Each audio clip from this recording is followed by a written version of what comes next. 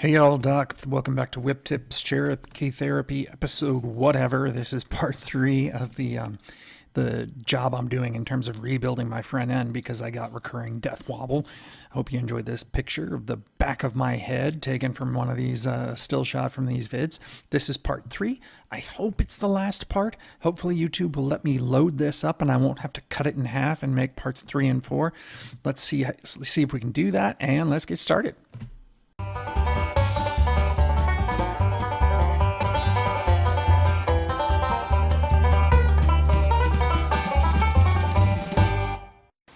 All right, welcome back to Whip Tips. This is Doc, and this is part 3 of my death wobble rebuild, front end rebuild. Not rebuilding the whole front end, but pretty much most of it. Just leaving the shocks and springs in. So today, what I'm going to try and cover in one video is this. We're going to remove the bushings in my track bar and replace them with nice polyurethane ones. They're already polyurethane, but these have worn out because of my death wobble. And then we're going to do the 2 control arms, upper and lower, but we're also going to replace the bushings in the Dana 30 axle. This is a Dana 30 axle. We're going to replace the upper control arm bushings that press into the axle itself. So that's going to be an interesting job. But what we're looking at here is for the track bar. I have a rough country adjustable track bar. Very happy with the metal bits. The bushings were horrible and I had to replace them pretty soon. So for the bottom end with the smaller bolt, I'm using these Moog polyurethane bushings with a metal sleeve that comes with it.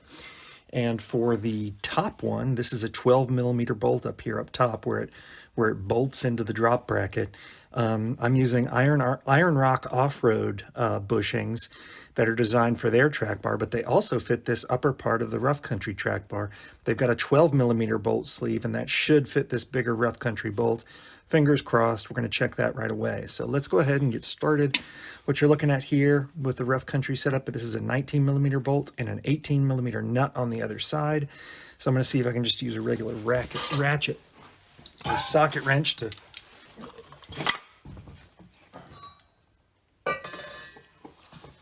I just spilled my coffee. To get that off, we may have to use a cheater bar. Let's see. No, she's coming.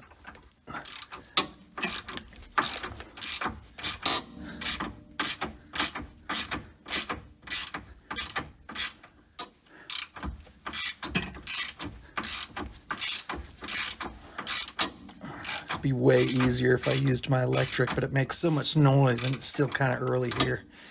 So I don't want to disturb everyone.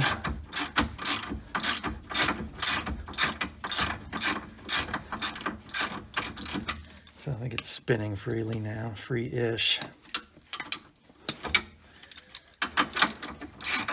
My last, so I've been having recurring death wobble, as you know, and I don't think I've mentioned this in any of the previous videos. If I have, I apologize. But my last death wobble, there she goes, was at about 60 miles an hour, and it scared the living you-know-what out of me. Getting really tired of all that death wobble nonsense with Jeeps. Yeah, of course, this won't come out now. Let me see if I keep ratcheting. Maybe sometimes the threads pull it out. Yeah, there we go.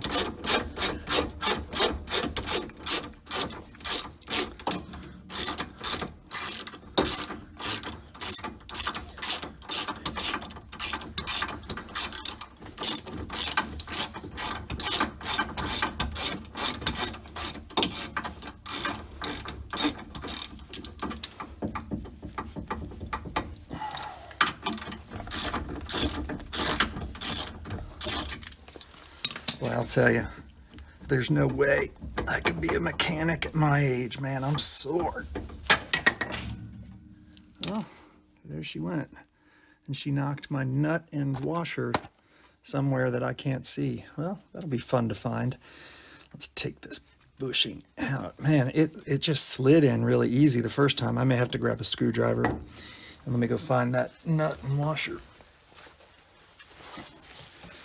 All right, let's see if I can pry these out with it. No, man, this does not want to come out. Literally, when I put these in, they literally just pushed in with my fingers. There was no difficulty whatsoever in getting these bushings in. And they don't look damaged, they still look good.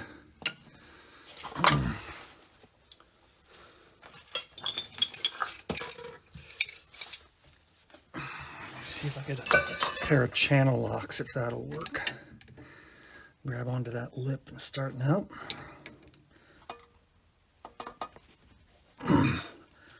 Man, that does not want to come out.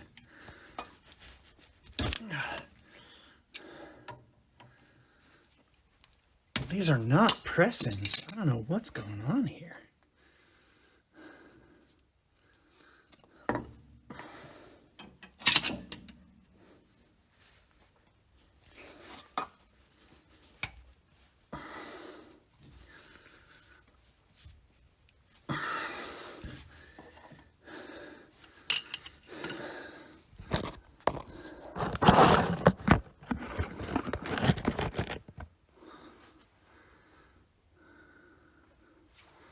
I'm trying my best to keep that in frame so you can see it, but I don't know what to do here. Maybe we need to push that out. Nah, that won't come out. Son of a gun. I bet that's what's keeping it in, is that sleeve, because I think that was hard to get in. So,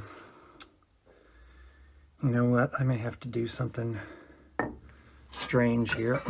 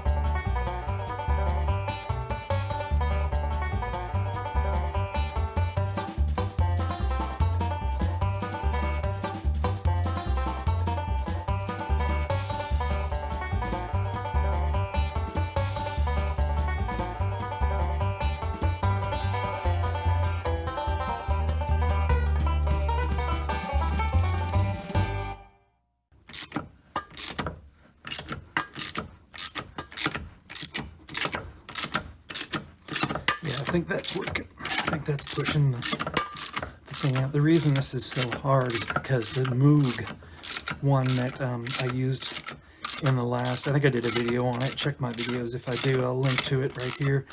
But I replaced the upper one last time with a Moog polyurethane bushing, and it was not the right size for this bigger rough country setup. So I had to drill a hole and do all sorts of calisthenics. Watch now, I won't be able to get this out. Oh, that came out good. All right, so there's the sleeve. Yay. Now this should come out easily. Or easier. No, it doesn't. Now I don't know what's going on because this move went in so smoothly. No problem, and I greased it and everything. It's just, it's coming out now, but it's fighting me. Damn. All right, got that out. Now we're gonna put the Iron Rock Off-Road. Great, great, great place. If you've never heard of it, it's an online, they've got plenty of online stuff to shop. Everything you can want for Jeeps. So I am doing my best to press this son of a gun in from the back, and I should probably grease it up. 1 second. And I want to check this bolt to make sure it goes through, and it does. That's a perfect fit. That's a 12mm sleeve right there. And one thing before I do this, I want to show you. So that's the new Iron Rock Off-Road sleeve, and look at that. I mean, that is just, it's perfect. It's a perfect circle. This is what came originally with rough country, where they just kind of bent around a piece of sheet metal, and it's not a perfect circle. That is just, you can even see the seam there. It's just a recipe for ovaling and failure, which is exactly what happened with my original rough country bushings. Yeah, greasing it up helped a lot. All right. let's do this one. Oh, no, I don't want to reuse that. That would not be good. So you got to grease these up, tight fit, but you should be able to do this by hand. And if I can't, then I'll get the press involved. But yeah, that went in nicely by hand. Now we're going to do this. Now the one thing I don't know is, so I'm going to have to grease this up too. The one thing I don't know is this going to be a good fit in the rough country track bar? And if it's not, then I'm going to have to pause this video and order another Moog and do all sorts of stuff for it to, so, you know, drilling and stuff so that it'll accept this sleeve. Which I hope I don't have to do. So I'm moving things all around, aren't I? Damn.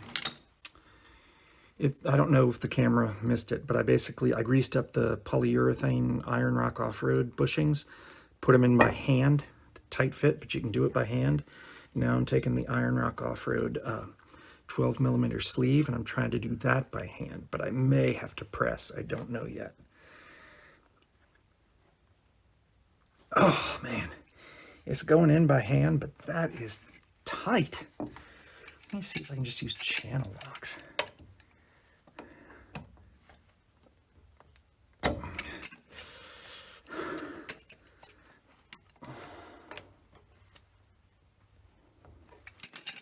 Yeah, channel locks did the trick. Not bad. Now you also are going to want to grease up the edges, like the sides, the front and the back sides, because getting it back in that bracket can definitely be a chore. So let me get my camera set up so you can see this part.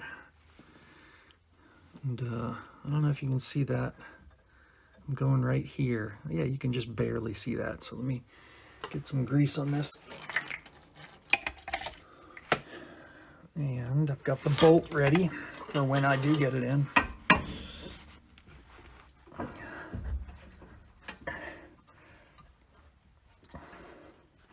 Yeah, this is like it was last time. Really hard to get in. That's what she said. Whew.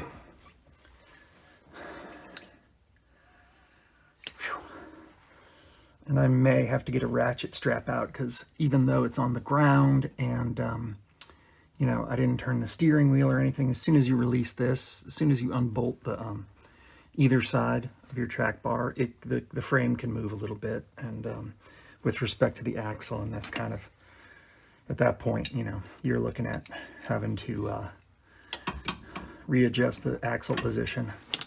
Not a big deal, but time consuming. And this is already a time consuming job. Now, that's not going to do anything. Let me see if I can get a pry bar.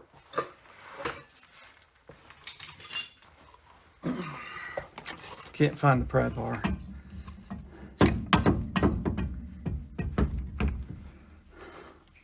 Trying to, I don't want to, you know, it took a lot of time to do this paint. And if I just get a big sledgehammer, I'm worried I'll scratch up all the paint.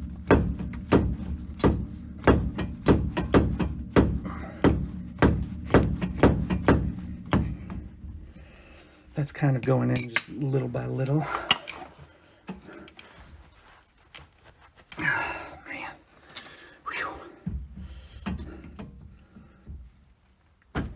Hey, there.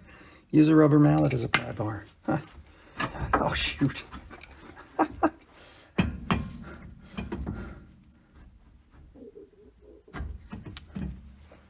me see.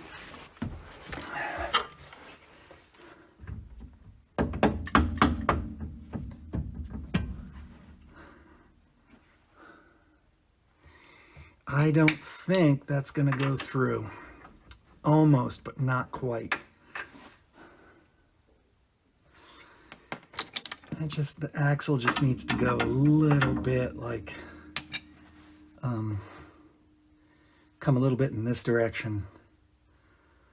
Man, I got to find my pry bar because that might be enough. All right, found it. Let's see if I can pry on this. Come on. Is that enough? What if I thread it?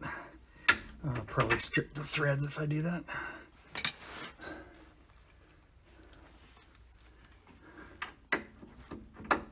I mean, that should be going in. I am going to try and thread this in.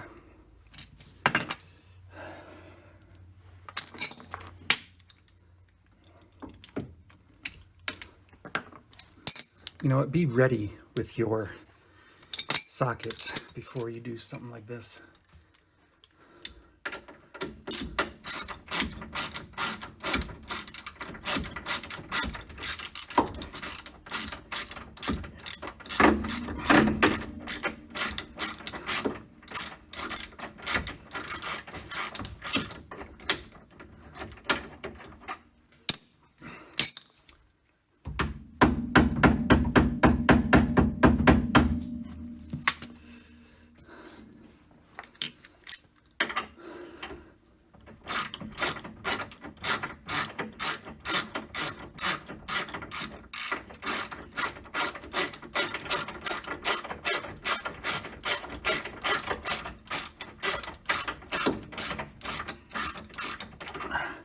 I don't think that's going in any further. And that's a problem. Because I can't see back there. I can't see what's going on back there. It's really hard to get back. I'll have to go all the way to the other side. Son of a gun.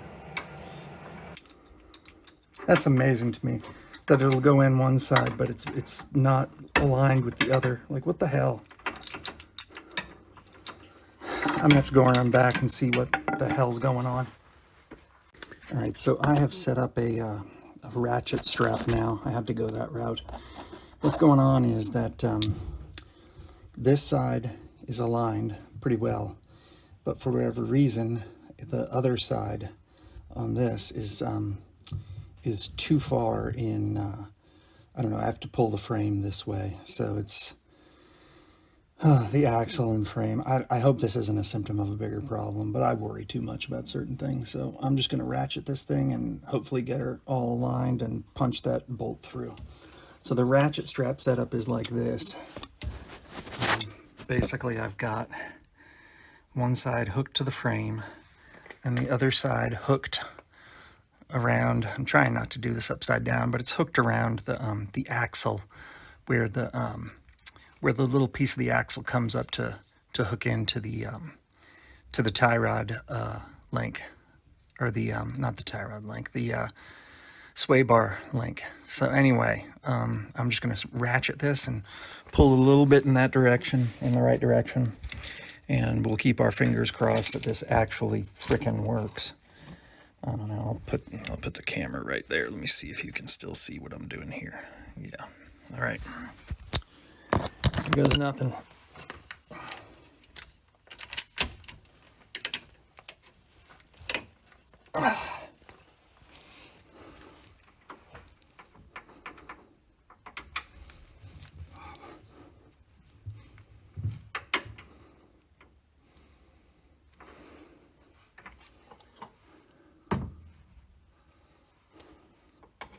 Starting to wonder if all that death wobble twisted my track bar. Let's see if I can do this. If that has any effect, because it was low also. Yeah, it's really close. I think all I really have to do is come up just a tad. So I got to figure out how to do that. That may have gone in farther, and I think it did.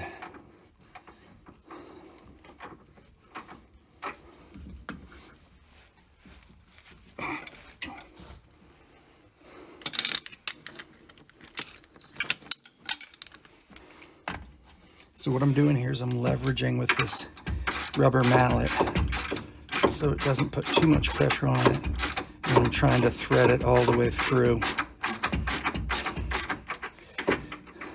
And it's getting closer, so it's going through. It's killing my knuckles though.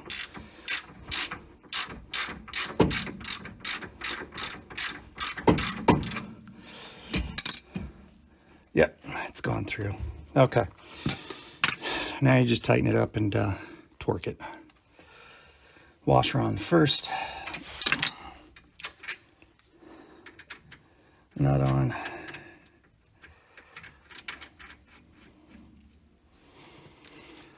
Oh man.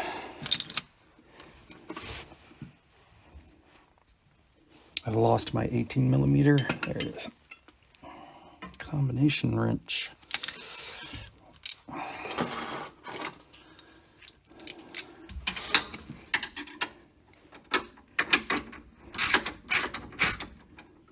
I did put the washer on, right? Yeah.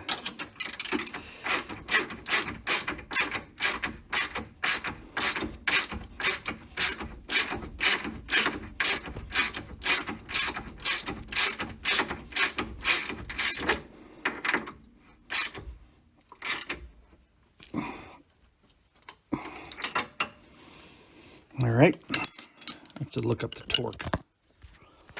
Okay, so the torque specs are for the original Trackbar setup, which has a ball joint up at this end. So what I'm going to do is I'm going to just track it. I'm going to just torque it to the specs for the bolt end, which is 75 foot-pounds. So if anyone knows any different, leave something in the comments. I'd appreciate it. If you haven't been able to tell, I need all the help I can get. I just turned off the camera and turned it back on again. Jeez. So 75 foot-pounds.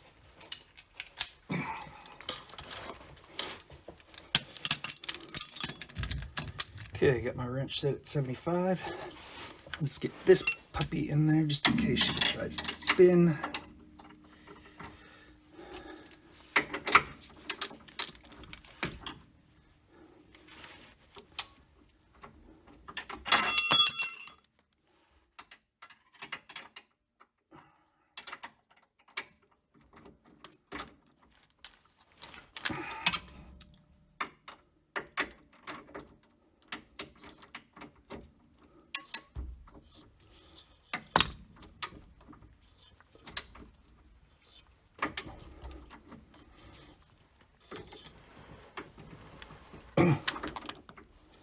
Let me see if I can just do it with both hands on this side and see if this, maybe I can swap out the direction of that. Or maybe I can do this. And it'll just spin up against the frame.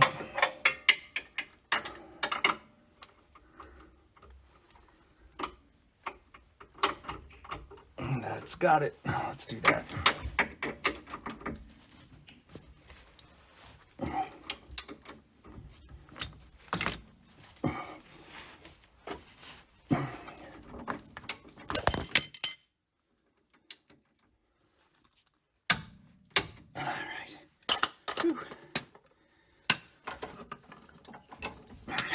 Get that wrench out.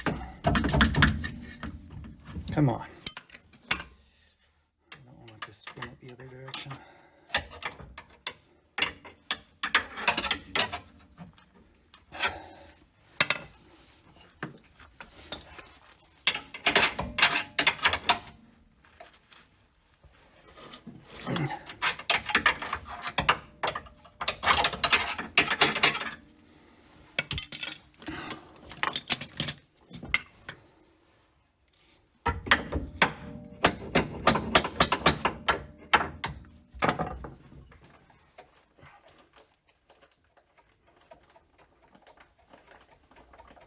Great.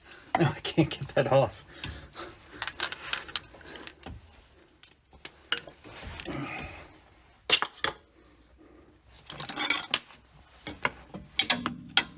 Sorry about that.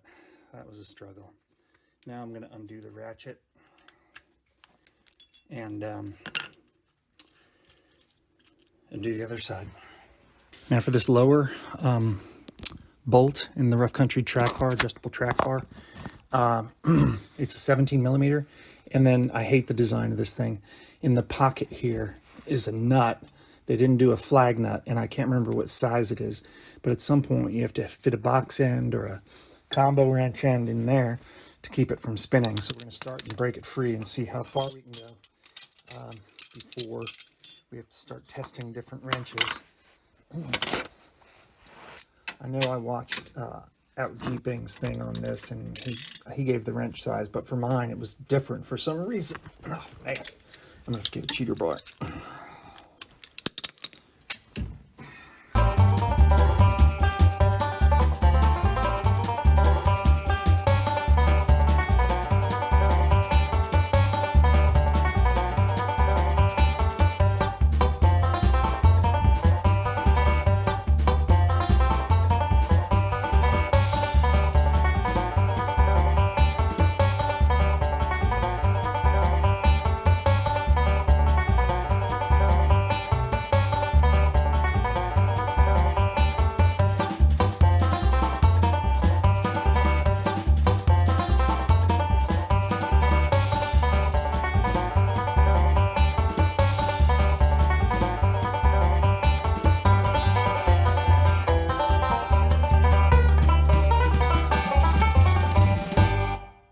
Yep, it's just spinning. Son of a gun. All right, we're going to start with 14 millimeter, see if I can get that in.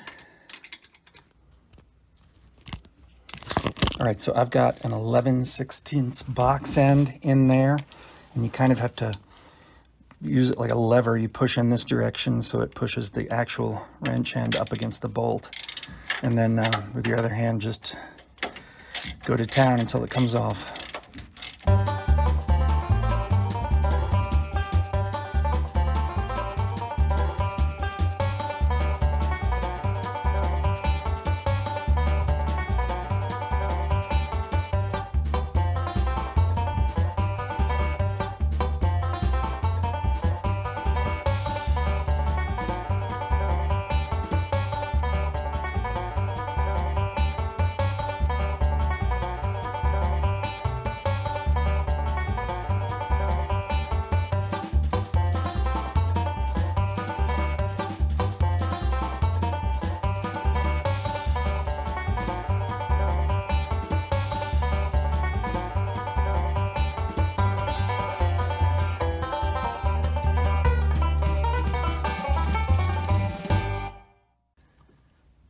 I see.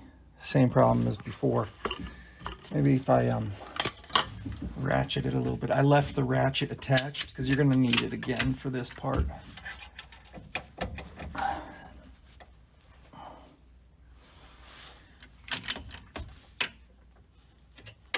And you can see it kind of cut loose.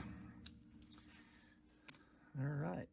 Well, now this side should be relatively easy. That comes out pretty easy. I think I can just use a screwdriver to push that metal sleeve out.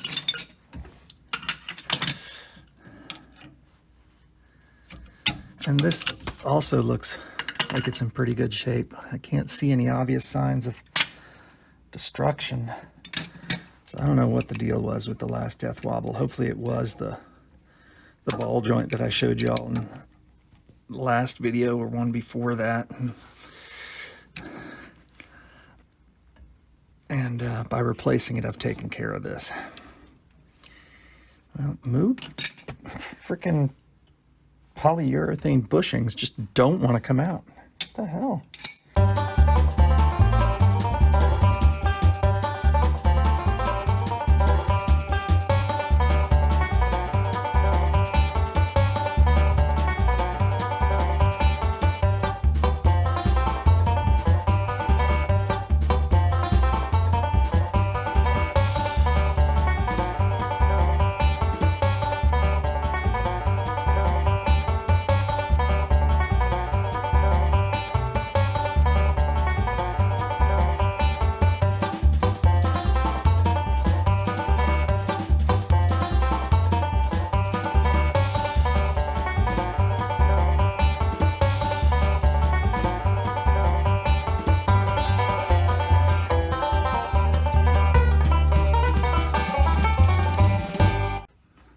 There we go.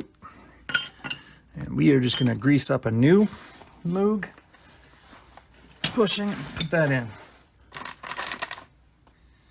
Now, I know some people think that Moog has kind of gone down in quality now that it's A lot of their stuff's, I think all of their stuff's made in China. But I've been having really good luck with these bushings. The only problem I think I've had is that is not caused by the bushing. It's caused by the fact that there was something going on with my suspension that wasn't cool. And I suspect that as I get further into the dismantling of this, I'm going to find that the rough country bushings are in bad shape. I'm going to find that for these upper control arms here, I'll tell you this in a second, but in the upper control arms, I use cheap bushings. I just didn't know how when you lift a vehicle, you really gotta, especially Jeeps, you gotta get good components if you want everything to work the way it's supposed to without getting death wobble. All right, so that's pressed in. Looking good. Now let's press this one in. These polyurethane bushings are super, like they're not rubbery at all. It's more like a very hard plastic almost. So there's no give. Put that one's in. Now we're gonna grease up the sleeve and slide that in. And that just goes in super, super smooth, but I do have to, once it hits the lip between the two, it can get hung up. So channel locks are your friend. I'm trying to stay out of the camera frame while I do this, which is why I can't see anything and why it takes me so long to do certain tasks that would normally be really simple.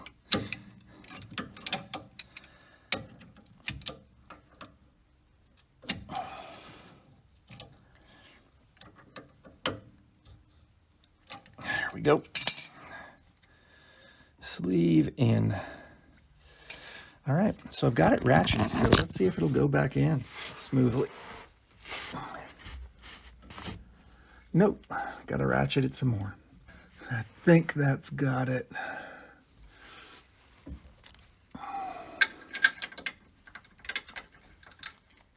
There we go, all the way through. I'm gonna undo the ratchet. No, I'm gonna keep it on until I'm done with this. Get your 11/16 box end. Oh, by the way, getting this threaded back into the little pocket, that's always fun too. Look, I love the rough country Trackbar, but if you decide to go this route, do yourself a big favor and get a flag nut of some kind. Find out what size this is, because I have no clue, and get yourself a flag nut. Oh, and there's a washer too. I missed that. Good thing I just saw that. There's a washer that goes on first. All right, let's give it a try.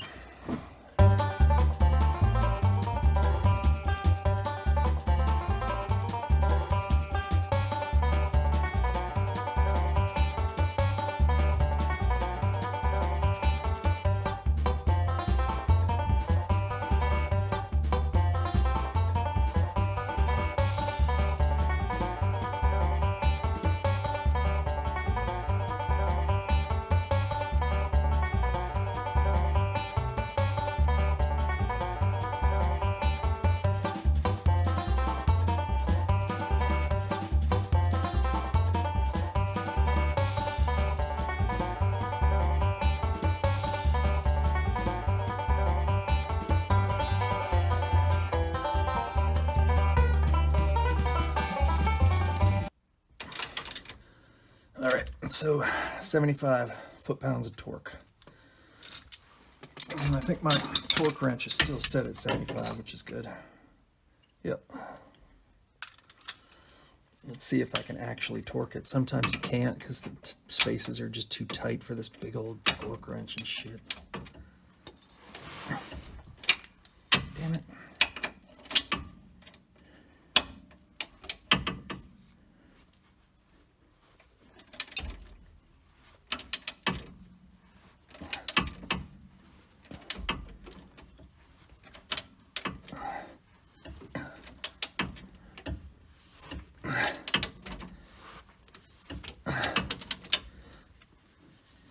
Oh man, come on.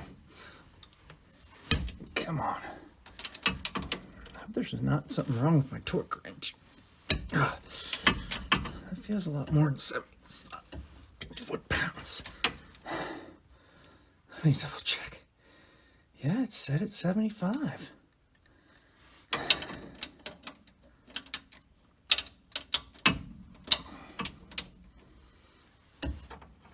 There we go. Done. All right, so here we are under the Jeep, and we're looking at the lower control arm here, and on the driver's side. And removing this lower one should not be a problem. Where it's really going to get difficult for me is on the upper ones and installing the new bushings on the axle. That's going to be a pain to press those things out, remove the existing bushing material, and then put in the new ones. That's going to be, it was a real pain in the butt the first time I did it. I have no doubt it'll be a pain in the butt the second time. Now, I want to say that these lower control arm bolts here are 21 millimeters, but my 3/16 socket fits pretty well, so I'm going to go ahead and use that to break her free, and then we'll go from there.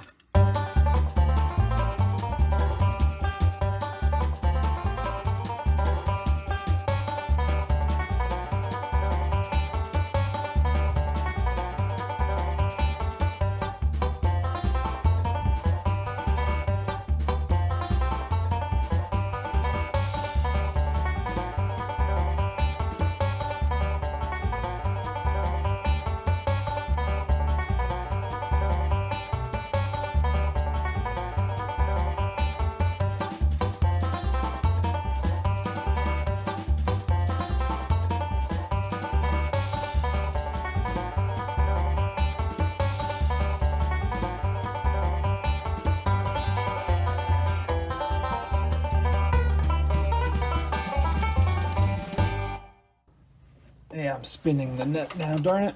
Okay. Well, that was bound to happen. Let me see if I've got something that'll fit that nut on the other side. I sure don't.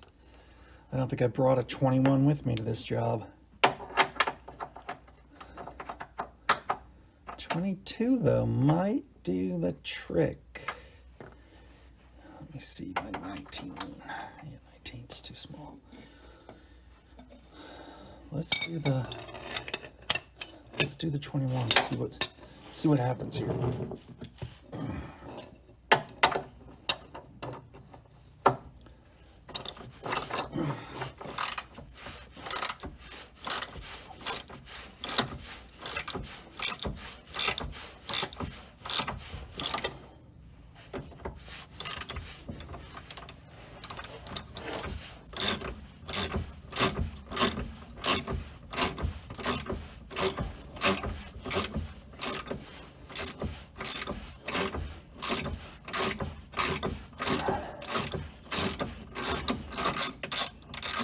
All right, she is free.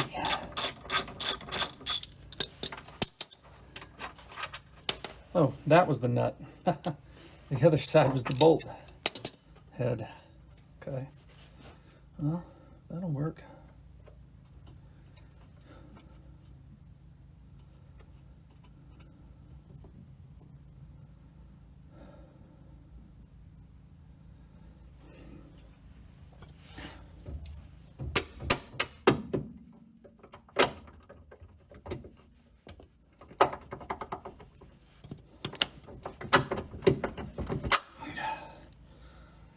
There's that. All right. I just want to get a quick look at this joint here. It looks okay. It looks okay.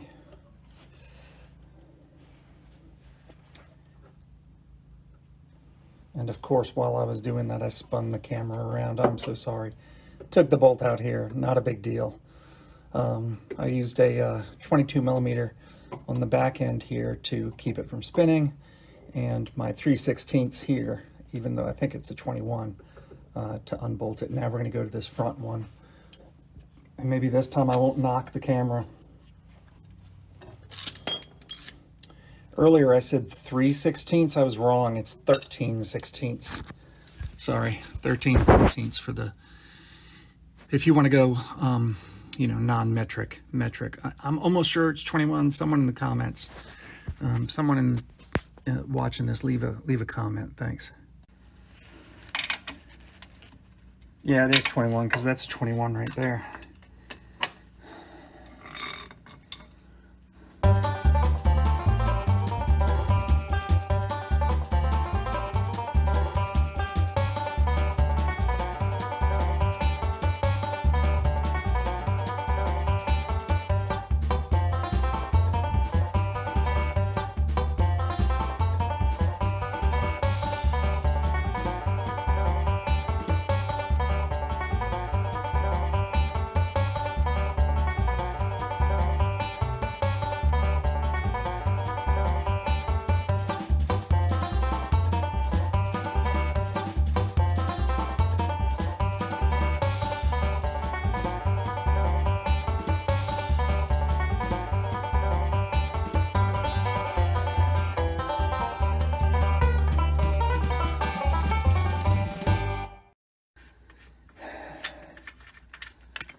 There goes that bolt.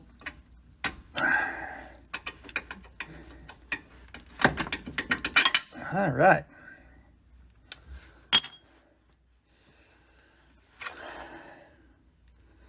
And she's done. You know, I'm looking at these rough country bushings. I'm not seeing any problems with them. I don't know if they were. I thought I'd get in here and see the bushings all crapped up, and I'm not seeing it. So maybe it was just the ball joints. I don't know, man. I'm having a hard time with that one. Huh.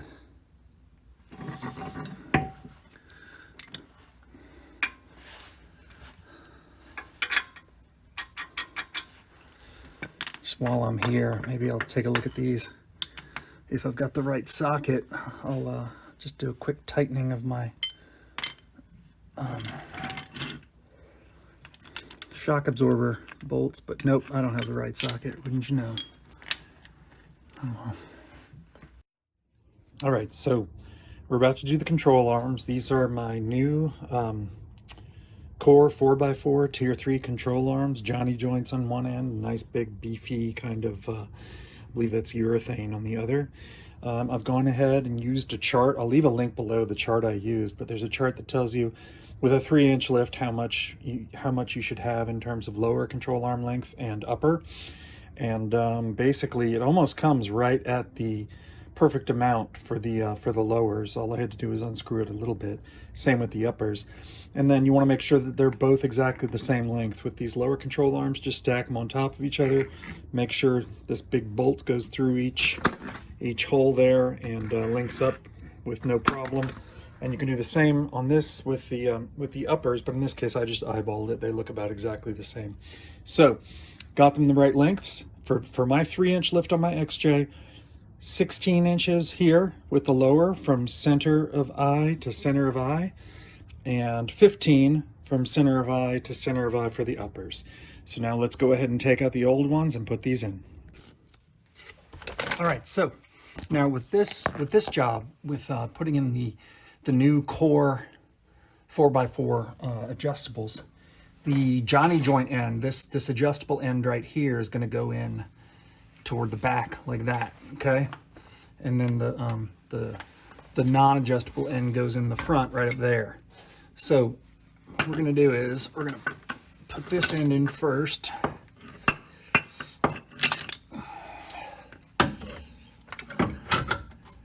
There's a bracket in there.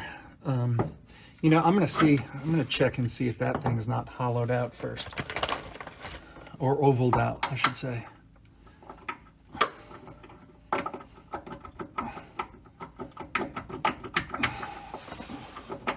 Because that bracket, normally the bolt hole there is actually, it's oblong. It's not a wow, that feels really tight. That's not ovaled. No need to go further with that side. But there's a bracket in here that bolts into the back, and that is no,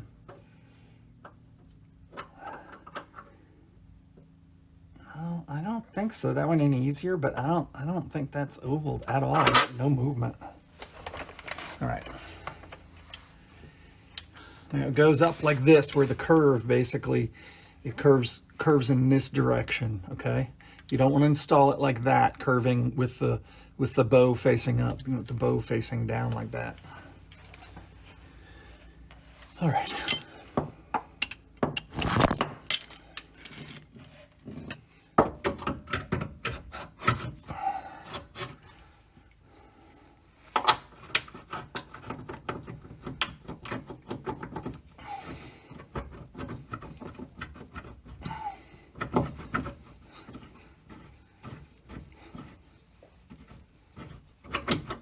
Man, that thing is super tight on that side. I don't know why. Let me see if I can just whack it in. Schwack it in.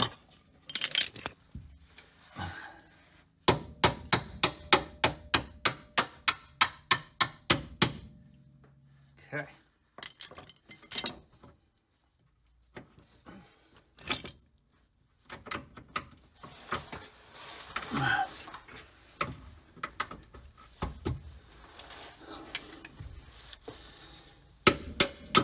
Schwacked her home.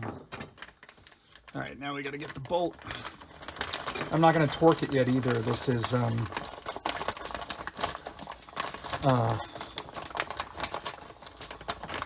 well, I may have been supposed to use a washer there. Huh. Yeah, you know what? These nuts aren't flared, so I was supposed to use a washer. All right, well, let's start over. Son of a gun. All right, so, you know, this may be close enough that we can just go ahead and do I think the what's it called? The original, not the original, but the rough country ones I just pulled out. I think they may have been 16 already. It's really the uppers that I needed to have adjustable, but I wanted, as long as I'm changing control arms, I may as well change them all. And it's in my budget. So let's see if I can just get this in right here without having to adjust anything. If I did have to adjust, there's a trick that you can use.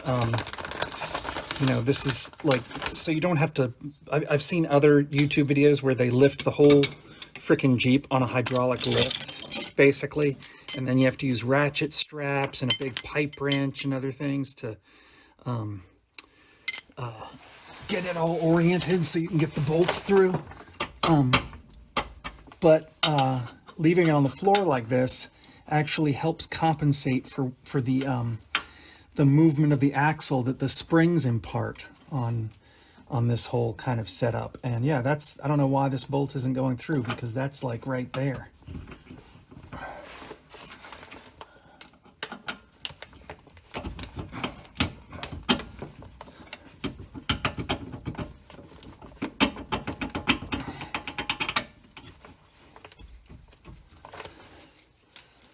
See if I can whack it through. Not much room here to work with, but there it goes. And I even got the washer out, and I forgot to put it on there. Son of a biscuit. What the heck is going on with me? Old age is a horrible thing.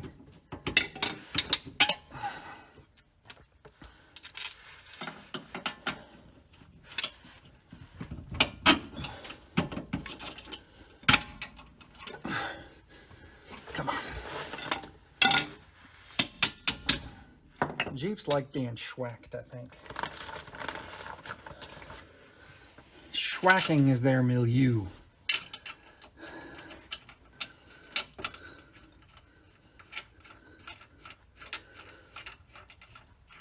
All right, so I'm going to go ahead and do the other one. And I think I can get, yeah, the nice thing about these is they design the Zerks. There's a Zerk fitting here that you'll always be able to get to. And this one, if it winds up, you have to have it on top, which I kind of did in my case. You can still get in through the top here with your grease gun. It's not going to be, you know, super easy, but it'll still be easy. I'm going to make sure before I grease anything up or whatever, I'm going to try and get these hand tight, not too tight. And then we'll do the other side. So What you're going to do for the lowers is exactly what I just did. Then get them hand tight, don't torque it yet, and then we'll move on to the uppers. All right, so it's just a little easier to show you this on my iPhone, but I was on the passenger side doing the lower control arm. You can see I haven't put the nut on yet. And what happened was that the axle did, in this case, rotate a little bit out of line, so I had to somehow maneuver the axle. That's where your floor jack comes in. So I'm not touching the actual, that's the track bar lower end. I'm not touching the polyurethane. I've just got the edge of my hydraulic jack perched up on the metal right there, and I've lifted it just a tiny bit to kind of rotate the axle, rotate it in this direction, right, against the spring, because the spring actually sits forward on the axle and tends to push the axle counterclockwise if you're looking at the passenger side wheel like I am. So you want to rotate it clockwise while looking at the passenger side wheel. And so that's what the jack helps you do. There's no need to get ratchet straps, I hope. We'll see. We'll see when I do the uppers, but for now it's looking good. All right, so we are going to go ahead and get started on the upper control arms, and this is a little bit different. You've got like you got a flag nut in a pocket on the other side of, here's your bolt, and on the other side of this, inside the frame, you've got a flag nut. So I've got to find the right size socket to hold that while I ratchet this nut out. So give me a second here and let me find the right size. I think that might be a 15. All right, so that side's definitely a 15. And what are we looking at on this side? If it's also 15, I'm out of luck. That was 17. I may be out of luck. I broke a couple of sockets since I did this job last, so yeah, it's a 15 for sure. Son of a gun. Let me see if I've got a box end that's almost 15. Let's start there.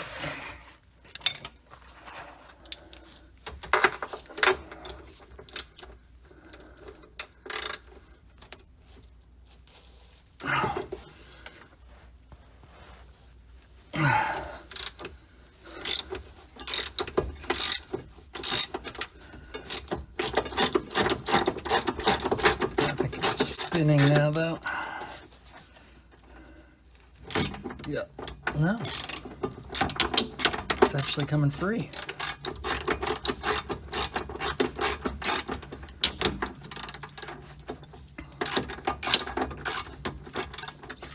Well, that's right. I don't need you actually don't need to put, I'm so stupid. That's a flag nut in there. It's already jammed up against the side of the frame, or a flag bolt.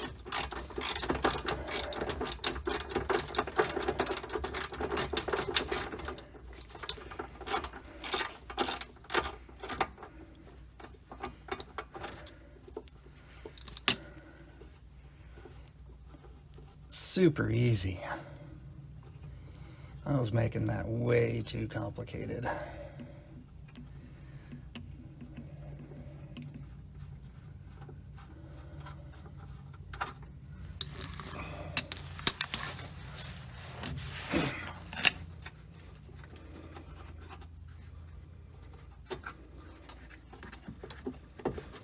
Getting this out might not be super easy. I don't want to lose it. And pulling it out of the frame is it's a tight fit.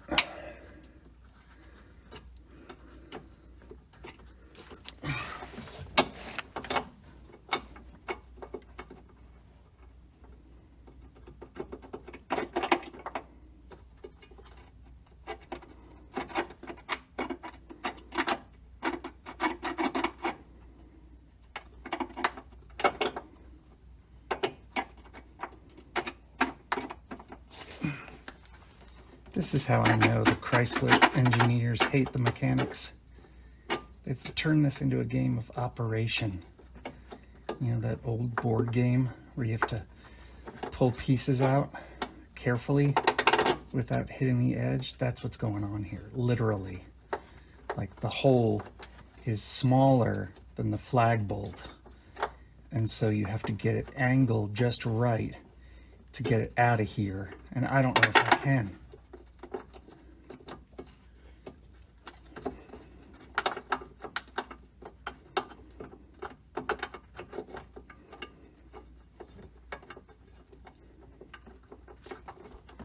Shit's falling in my eyes, you know.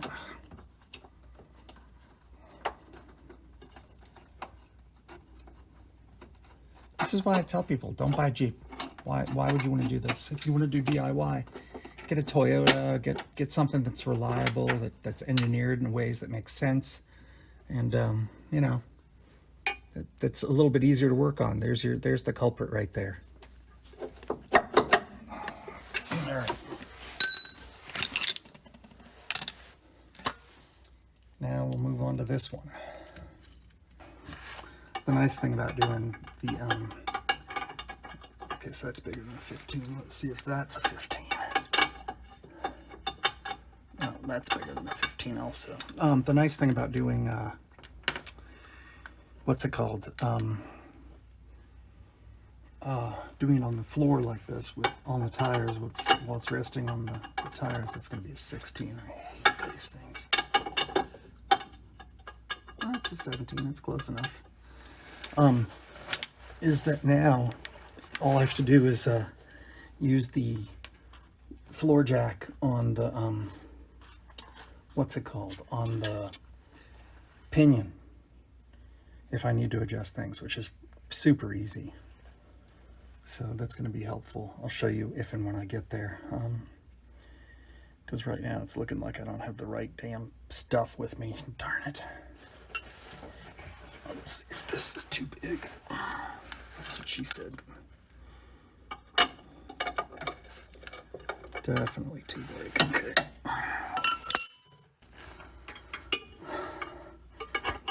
Now, if anyone wants to send me for Christmas a set of metric box ends or a full set of metric ratchets, crow's foot on one side, oh man, that'd be great. That's what I really need. I got to the point with this Jeep where I can either afford parts or I can afford tools, but I can't afford both. You know how it goes. So I'm gonna have to move this camera so I can get in here. Let's see if he'll go there nicely.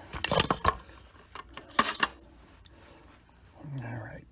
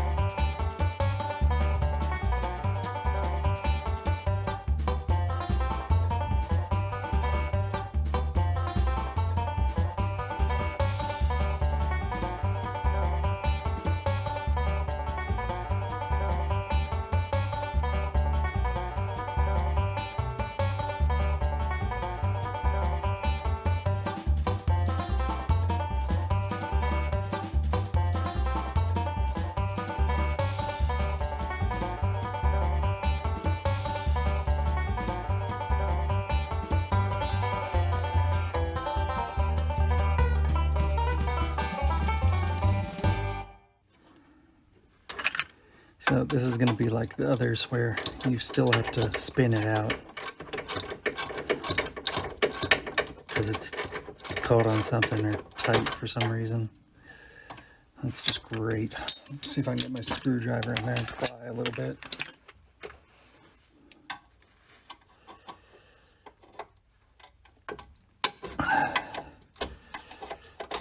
I'm doing this blind. All right, that gave me enough room. Maybe I can do this now.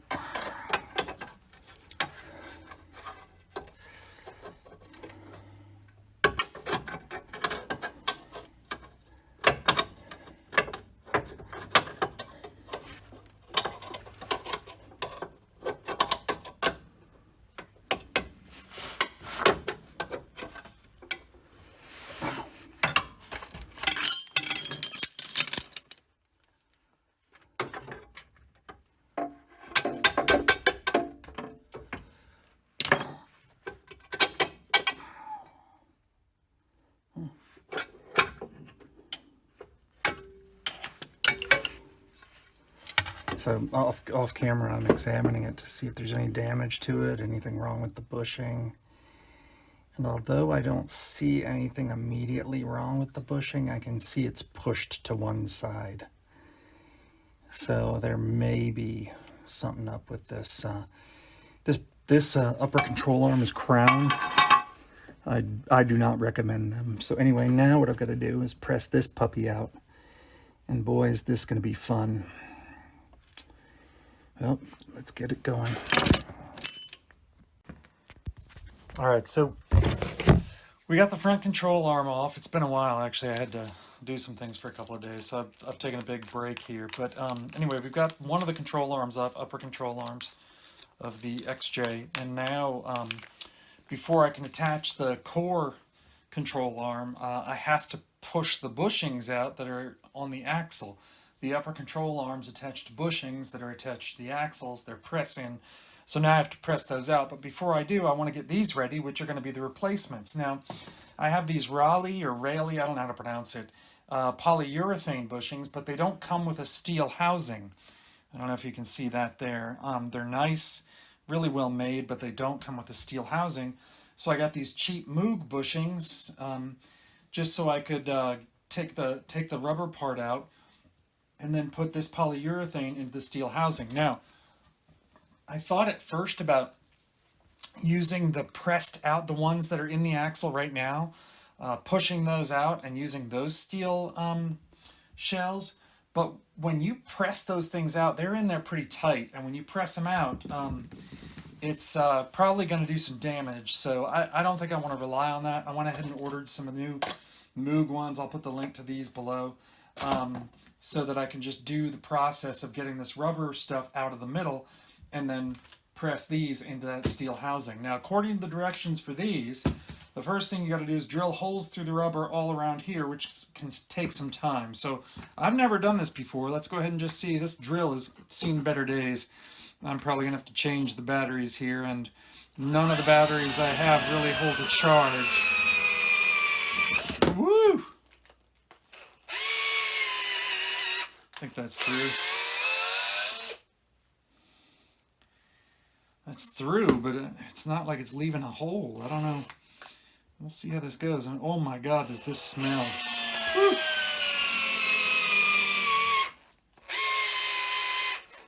So, see, it's going through, but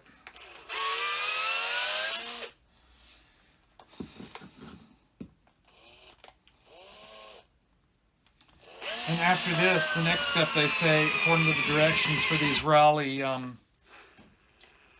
polyurethane bushings, is to grab some pliers, yank out as much of this as I can after I do a bunch of holes, and then whatever's left over adhered to the inside of this shell, you take a butane torch and burn it to a crisp.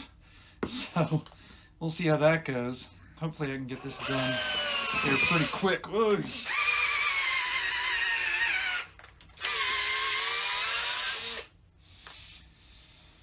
This is pretty hard rubber, so it's pretty resilient.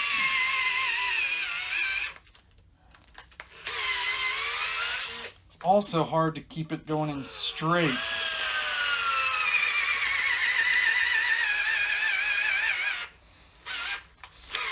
I believe this is Cleveite, same as the original stock bushings. You know, you could, if you don't want to do polyurethane bushings, you could just go with these Moog Cleveite, but it's your choice.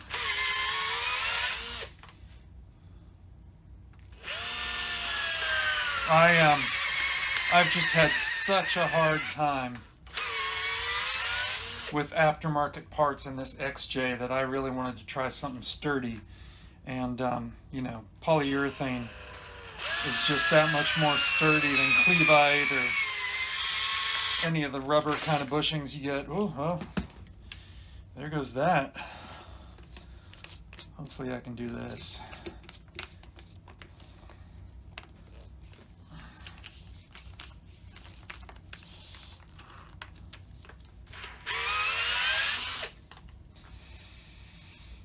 I'm really trying to make as many cuts as I can into this. And this really isn't that strenuous or anything. Like everything else in this process or project, it's just a pain.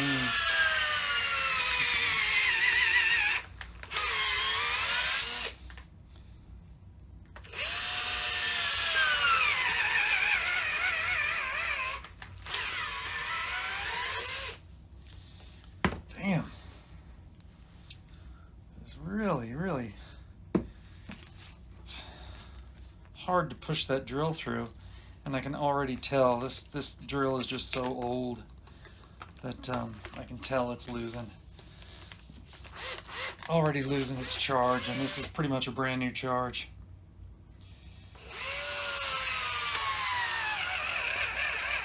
Yeah, it's going. So I'll tell you what we're going to do. We're going to take this out, and we're going to set up a power drill, a cord drill.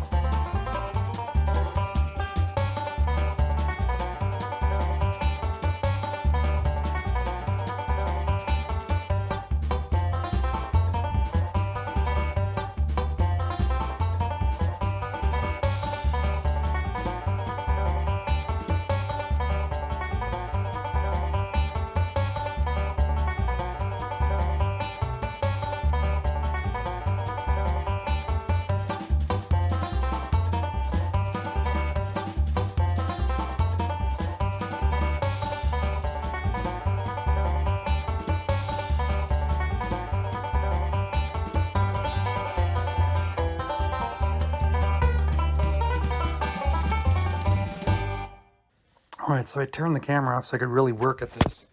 And what I've been doing is drilling, picking with pliers and a screwdriver and pulling rubber out. And you can see how some of the rubber is, I'm getting some of it out. But this is a long, slow process. You just have to be patient. And I imagine that I'll reach a point where it'll be easy. There won't be so much... Right now you've got rubber pushing up against all sides and it's really tight. Once I get more and more out, it'll get looser and looser, and I'll be able to pull the inner sleeve out, pick out as much of the outer rubber as I can, and then move on to burning the rest of the rubber that's stuck to the wall of the shell. So just keep going. It's long and slow, difficult, like anything related to a Jeep. All right, so my GoPro battery died.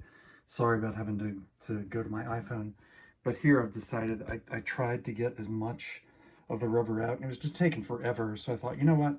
I've drilled around the entire inner sleeve. I bet if I just press it so that the collar of this part of my C-clamp is pushing against the cleveite, not the metal, I bet I can push the metal piece out, the inner sleeve out this direction. So I'm going to go ahead and try that and see if it works. So I'm trying to do this with one hand. Better if I had a ratchet wrench. So far it's going really easily. Oh my god. Trying to do this with one hand is impossible.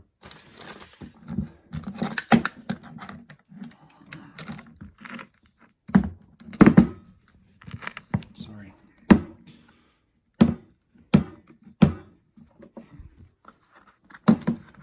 So I think that's working. That is right there is starting to push through already. And it's going to push out all the broken rubber and everything too. So let me do this with both hands and I'll show you the aftermath. All right, so the press worked to get this out. I won't say it was easy. At one point, the tip of my press, this piece, got stuck all the way inside there. Now I'm missing the steel ball. I have to find that. I suspect it's in here somewhere. So what I'm going to do now is dig out a whole bunch of the rubber as much as I can, and then I'm just going to burn the rest of it. I'll let you know how it goes.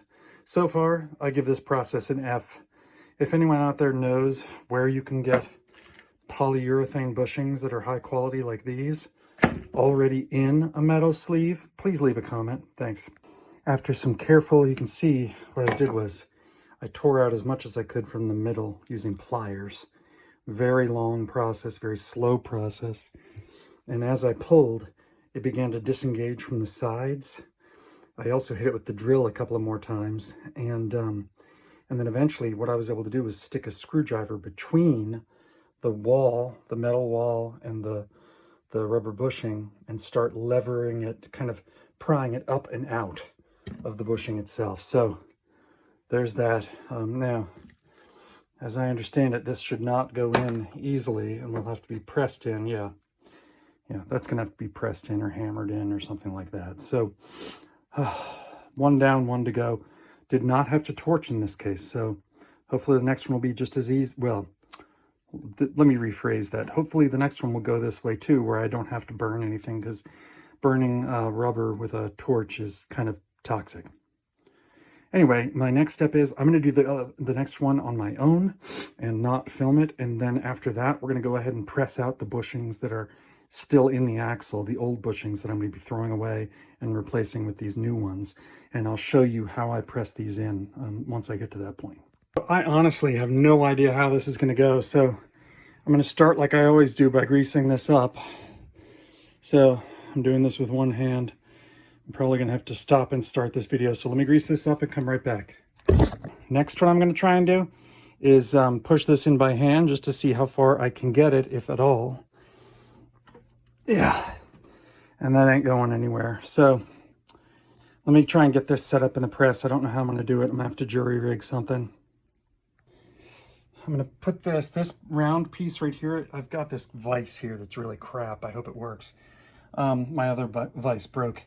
I've got this round piece here that this will rest on, just like that. That little round piece at the bottom there, that did not come from my ball joint kit. It came from this down here, which is my Harbor Freight front wheel bearing adapter kit. So it's a press kit for wheel bearing adapters, or for wheel bearings. And then I'm going to take this, which is from my ball joint kit, and I think I'm going to put it like that.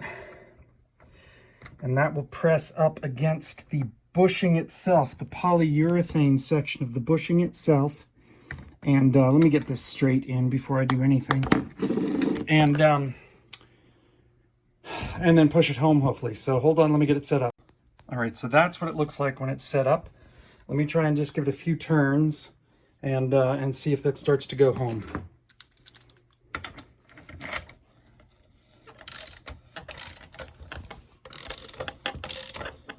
I think that's doing it. Yep, that's gonna work.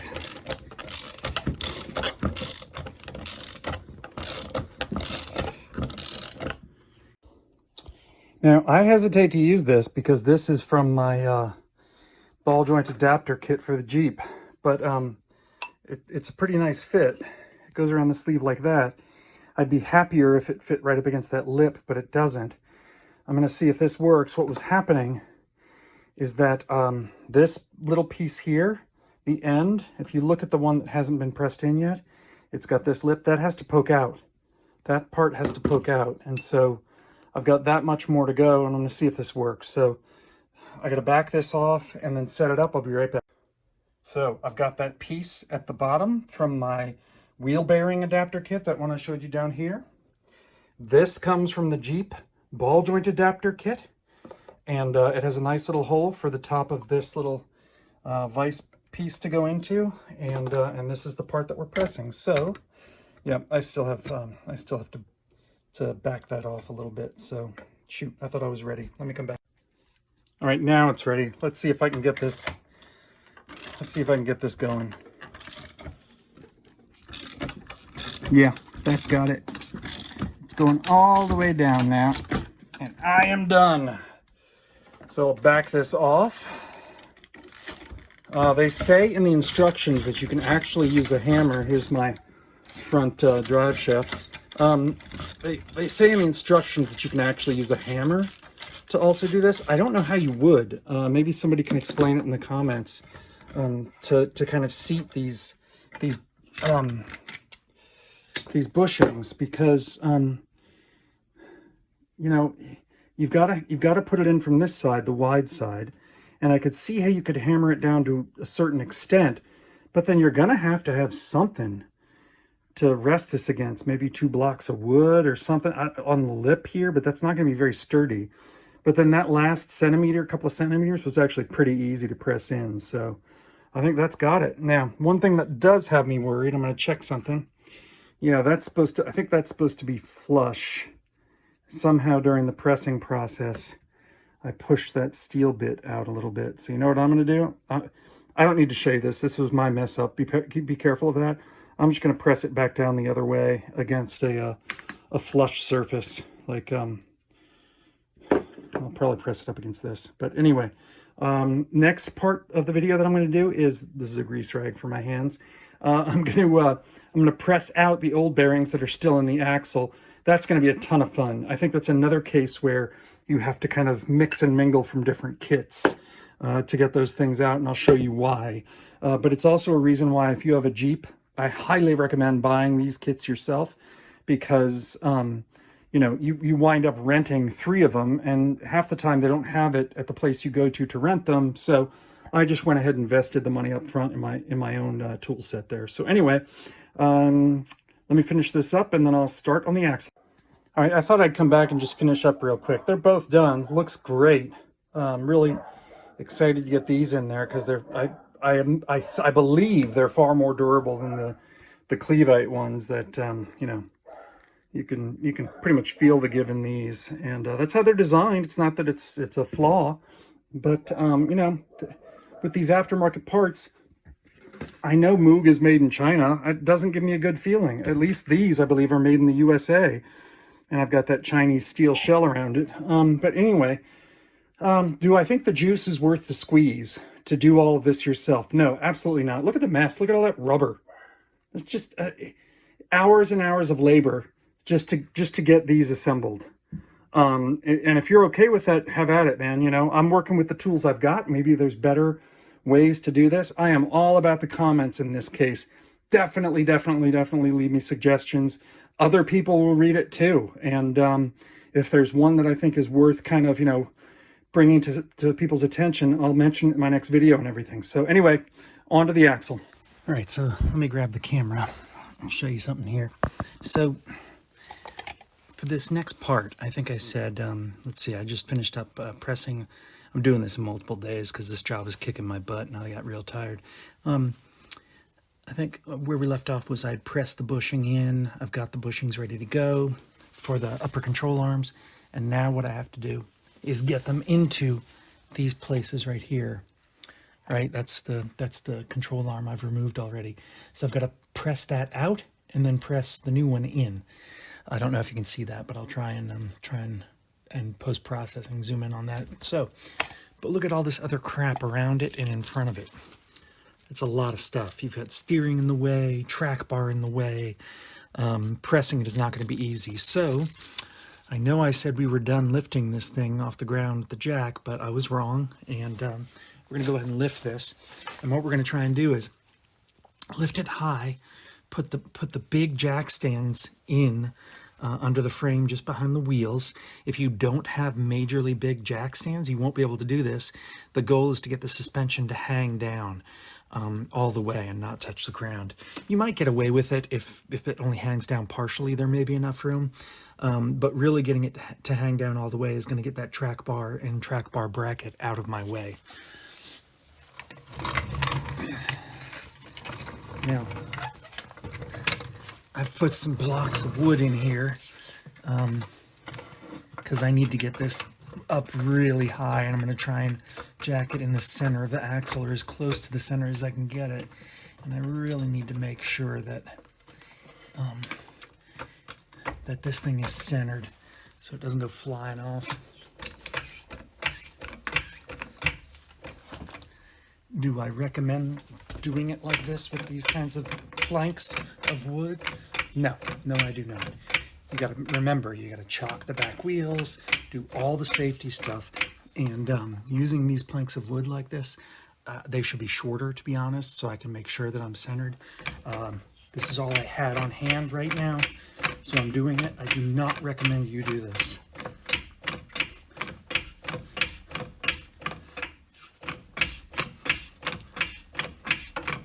I need those planks because the jack only goes so high, and you know, to get it so the suspension hangs all the way down, I got to jack it up almost to the max with a few inches of extra height, and that's how I get the few inches, is with the wood.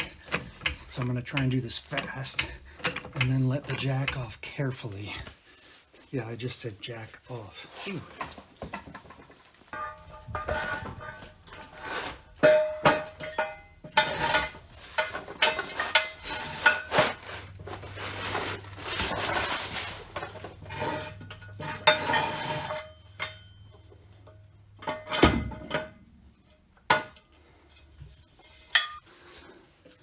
Okay, got the jack stands under the frame.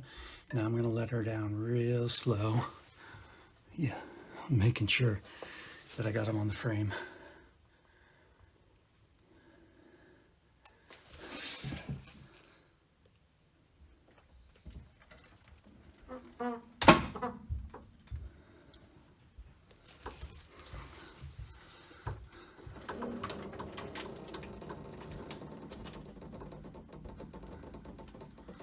And there it is, got it. So now I have much better access to the area I need to get access to press that stupid bushing out. And you can hear the suspension creaking. That makes me nervous, but it's okay. So let me pause here, and when we come back, I'll hopefully have it set up and start pressing it out. All right, so this is the first thing I'm gonna try. These, I've mixed and matched pieces, like I said earlier, I think, when I was pressing the bushings in, the polyurethane bushings. I've got some pieces here from different kits, so let me see if I can do this. That piece is from my wheel bearing press kit. These two pieces on either end, those are from my ball joint press kit. So I'm going to try and arrange this so that we can press this thing out. This is really, you may be wondering why I'm telling you this if you've never done this job before. Getting something that fits on that driver's side kind of thing that sticks up where the bushing presses into, getting something that fits and stays more or less straight is virtually impossible. And so this is the best thing I have. This is kind of my my best one. You can see, I don't know if you can see this, but there's like a, it narrows down, it nicks down just a little bit here. That's almost the perfect diameter to fit up against that, that thing. And if you notice here, I've done this before, I think I've damaged this. It's got a flat spot right there that's, I'm going to put that on the top so that it'll work. But even if yours isn't damaged, this is a good one to start with. We'll see if it works. Slight change of plans here. This piece, what I was trying to do was mate up these two pieces, and it doesn't do it securely in either direction. That does right there, but it's just not ideal for what I'm trying to do. That may work, I don't know, but in case that doesn't, I'm going to go ahead and use this. And the reason why this is the case is because this part of my press, right, is not on that side. This part of my press is going to be pushing on a against the other side of the it's going to be pushing against this side, the passenger side of the bushing. And so You know, what this is going to go up against is this flat part of my press right here, and it just slips all over the place. I'm thinking that this from my wheel bearing press kit, it's just one of the adapter ends. It's just flat. It's totally flat. That might be a little bit more secure and give me better purchase. So I'm going to go with that and see if that works. Y'all, I have no idea if this is going to work. We're going to give it a shot. I changed the orientation, so now you should be looking down from above onto the actual press kit there.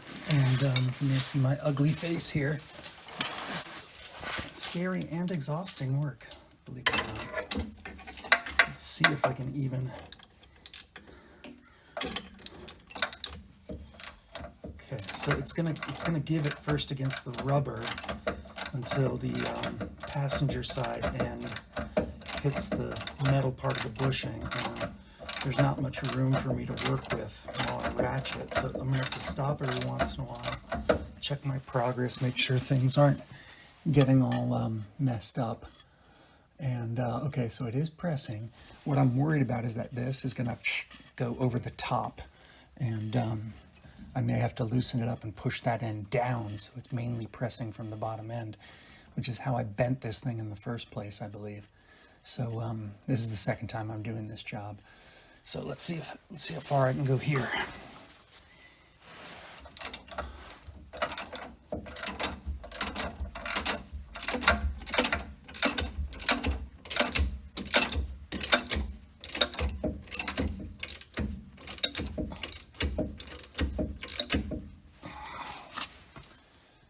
Yeah, and it's starting to walk on me, so let me pull that back and adjust.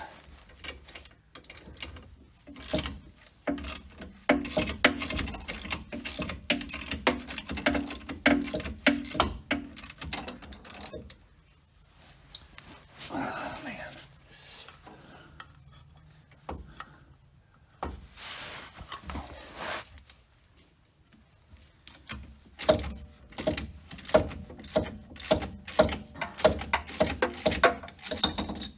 This is one of those jobs where you gotta wonder if Jeep has like a special tool they use, a special press of some kind, you know? Because this is just ridiculous, the contortions you have to go through just to get this stupid piece off.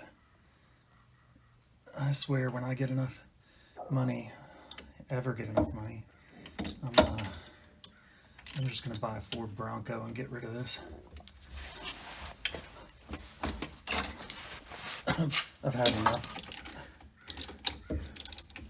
Okay, so I'm kind of doing this blind barreling by feel, but I think I'm on the lower end. Oh. I'm on the outside here, but you know what? I'm gonna keep going though. See how this does.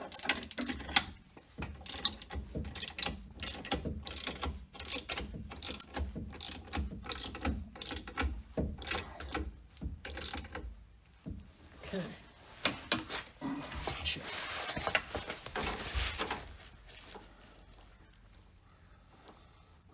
All right. Once again, it's walking up, but let's see if I can get some. All I have to do is get it kind of popped loose, and then I think it's just easy to get out from there with a pry bar. So, son of a gun, it just doesn't want to stay straight. Let's just see. Let's just keep going.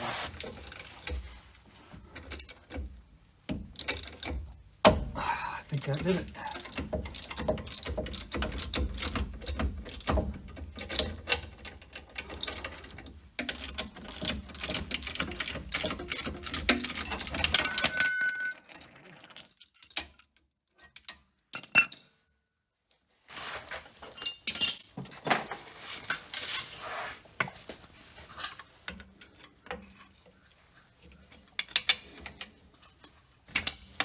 That did not. Son of a gun.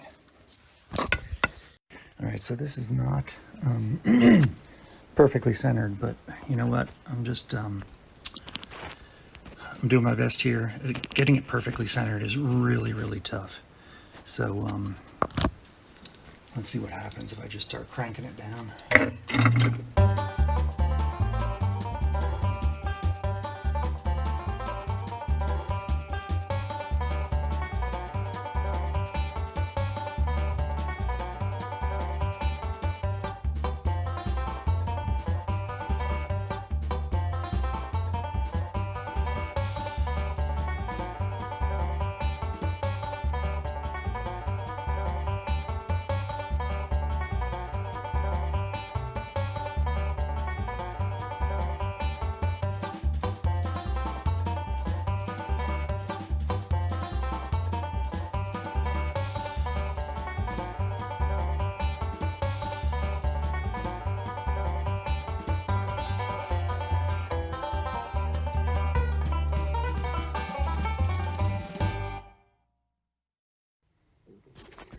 All right, so now I've got the press centered on the bottom. It's not pushing square against the bushing, but pushing square didn't work. So I'm going to try pushing against the bottom half of the bushing and see if that keeps it from walking up, which is the problem. No, I can feel it walking up right now. This thing just has a mind of its own, doesn't it? It's good.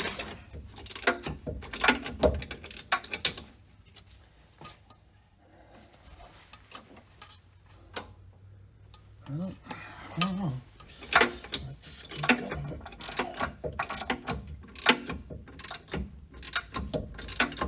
I don't even know if I've been pushing against the metal part of the bushing yet.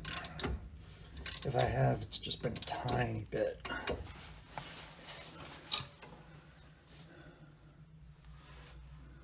Boy, is that messed up. That is really messed up. I'm not going further with that.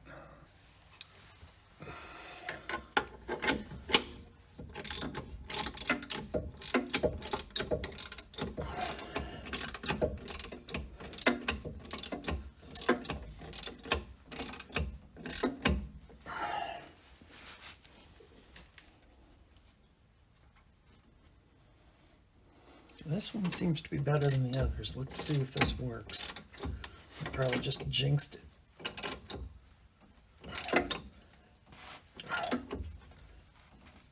Oh, man.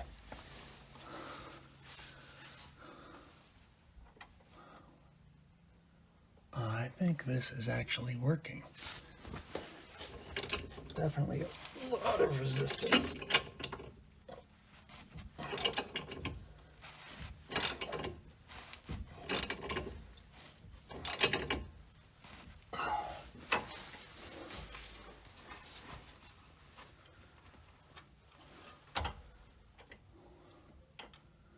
Yeah, either the rubber's pushing over and giving an optical illusion, or the metal's pushing through and the bushing's starting to come loose.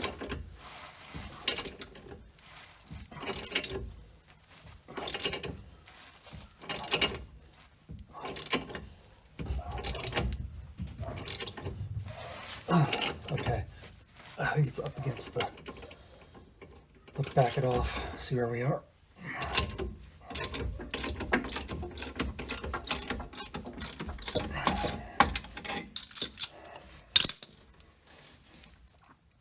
Shoot.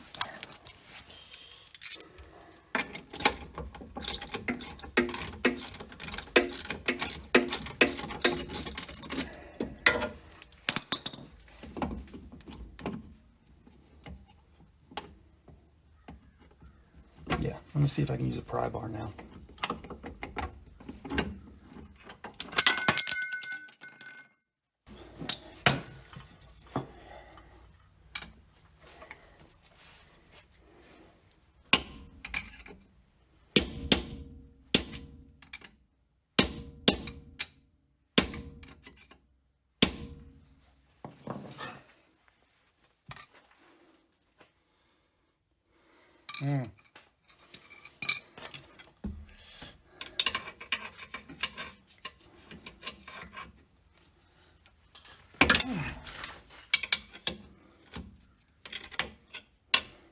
So close, man.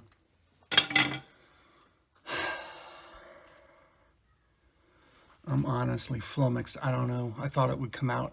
If I got it to this point, I thought it would come out easily. I know I'm close.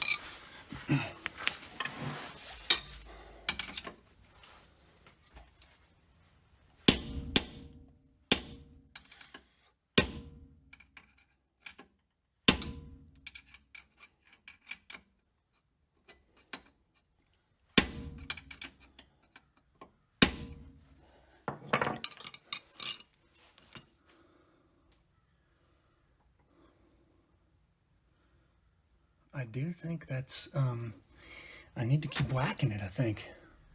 That came out all wrong.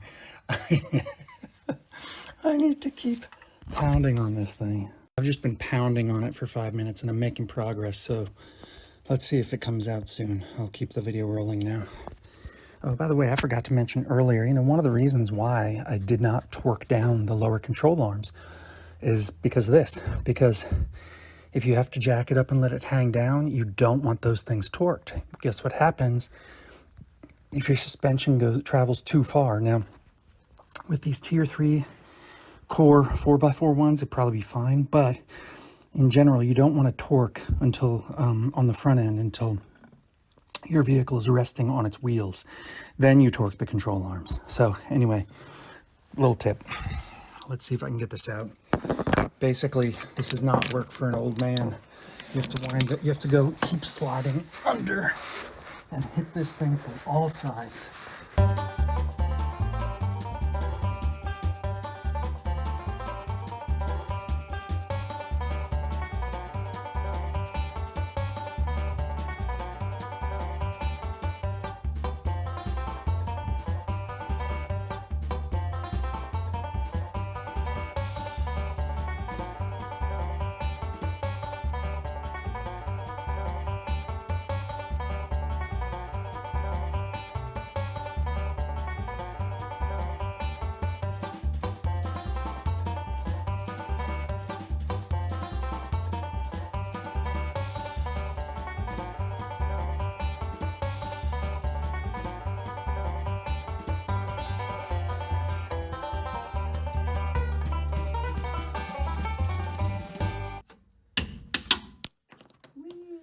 Okay, now, one thing to be careful of on the other side, when you go to press out the other side is easier, if I remember correctly.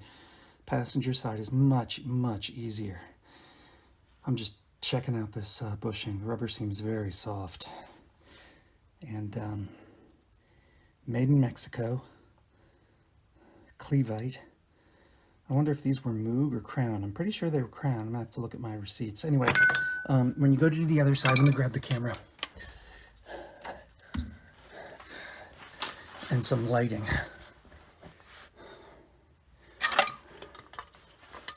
Okay, do you see how that's just basically thin metal? Let me try and get a better angle.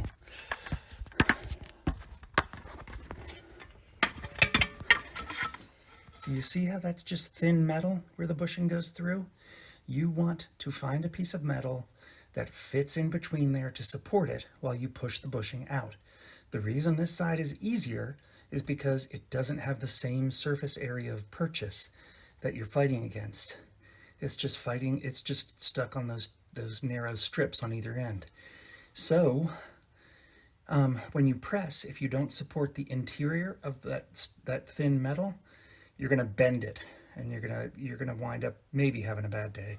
Sometimes that metal will tear once it gets fatigued. So do yourself a favor, grab something like, hopefully you can still see, grab something from one of your kits that has the proper, there, like something like that. If I just shove it in there, I don't know if you can see what I'm doing here. Let me try and get the camera oriented appropriately. So just something like this, right? Find something that's the right dimensions. That is the right dimensions.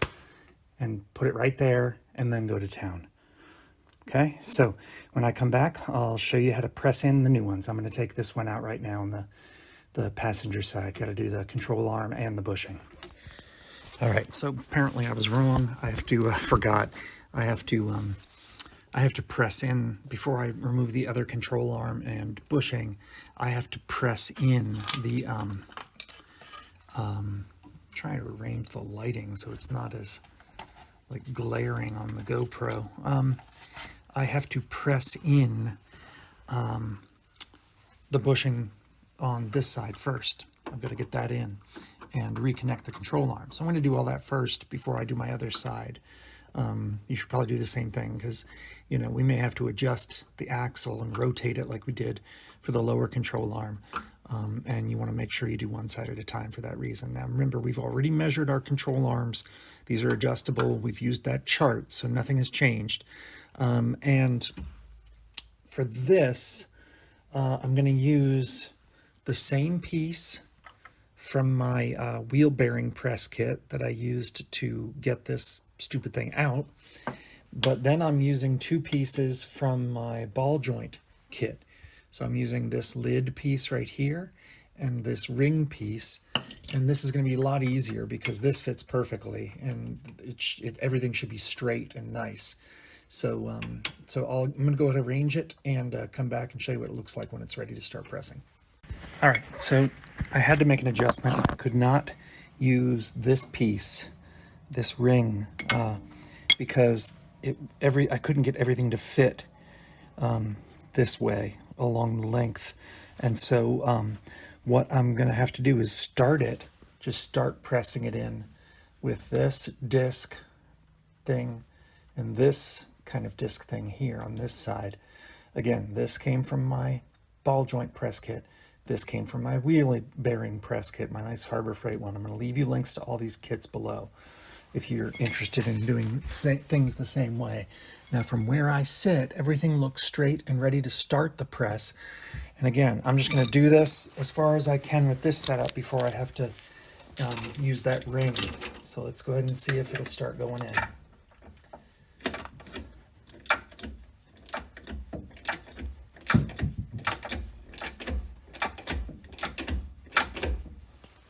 Keep checking your work, make sure you're not pushing things in at an angle and all that kind of stuff. It's not exactly easy. It's tight spaces and everything. I'm going to try and see if I can do a better job if I move down here. Ooh, something just moved. I don't like that.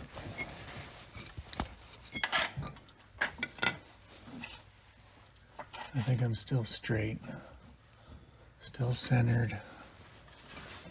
Maybe a little bit off there, but anyway, no, that doesn't give me any more room, so I'm going to stay back up here.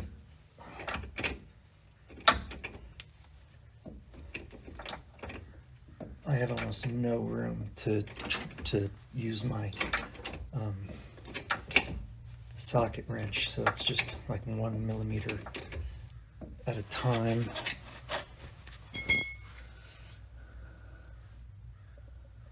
Okay, I can't tell if it's going in yet. Hopefully it is. Is everything straight still? Pretty much. I'm going to loosen it a little and adjust things though. I don't like it all the way here. It's not, something's not right. I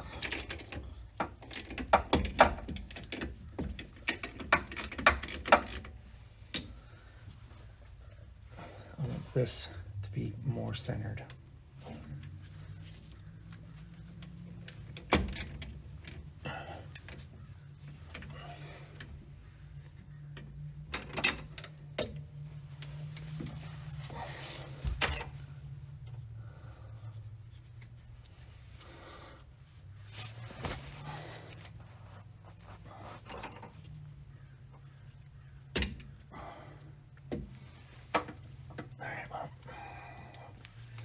It's all about to fall apart.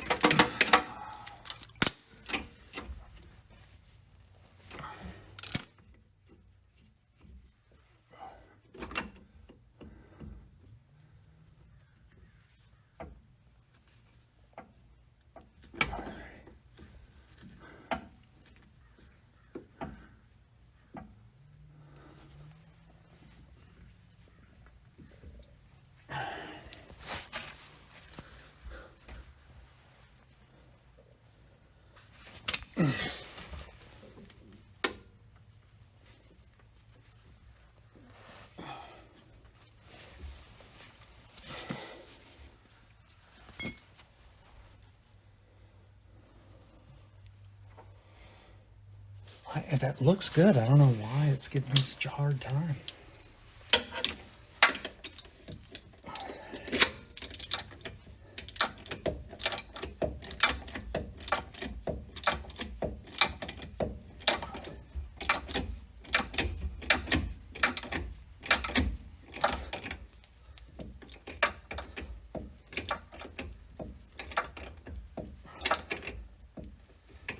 I'm going to have to do it down here because otherwise this is going to take forever.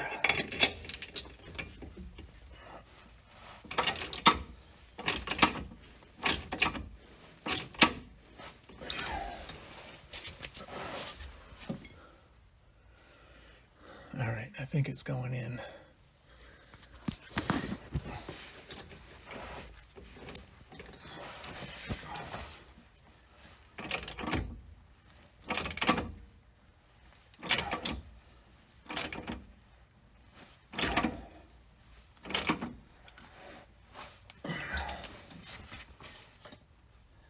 I have to go as far as that lip right there. So, but like I said, I can't go all the way because this will not allow the other end to come out. So I have to just do this until I feel a lot of resistance or I feel like there's enough room.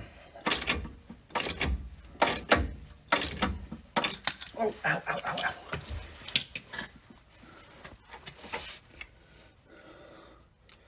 Now, it suddenly got a lot easier to press in. I hope everything's okay.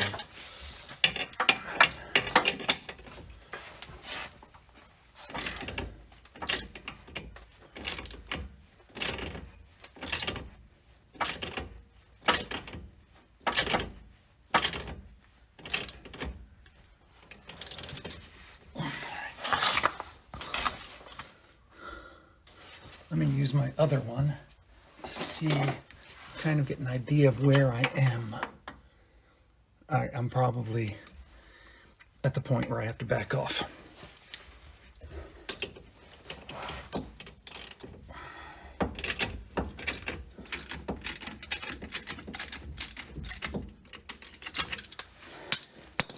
All right, so I'm going to try and keep this all together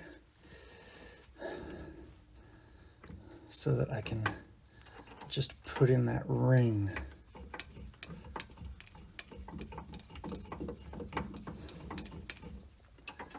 See if I can take that off. And yeah, it was just starting to come through on the other side, so that was exactly the right time to stop and try this. Doing all this with one hand is not easy.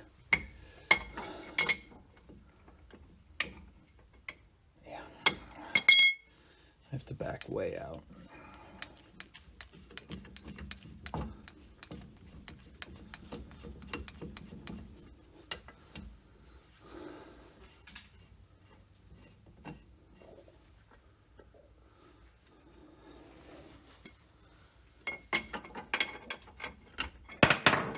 Well, there goes that. Let me tighten this down and see if that's straight.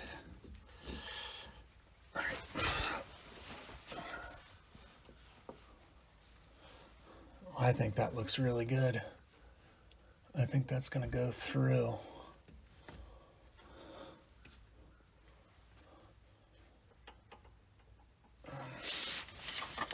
Maybe just a hair.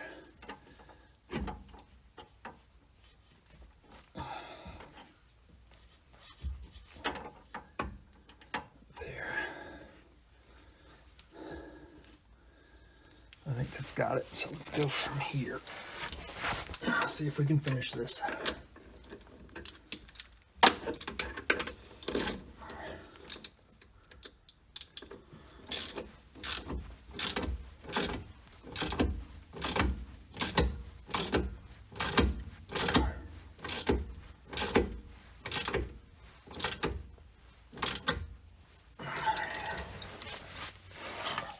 Yeah.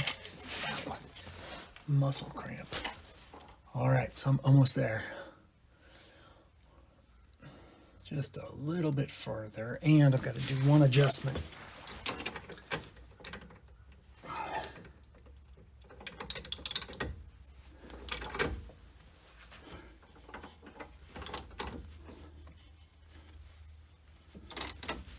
I'm backing it off right now so I can move this steel ring up a little bit, because right now it's pushing against the axle and it may affect the angle.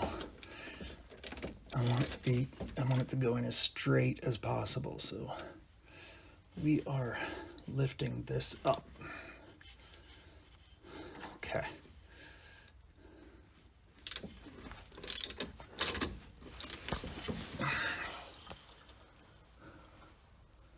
That'll do.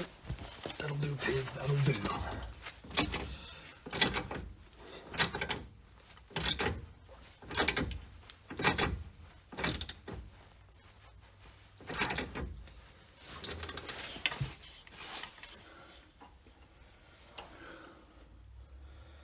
Just about 2 millimeters more.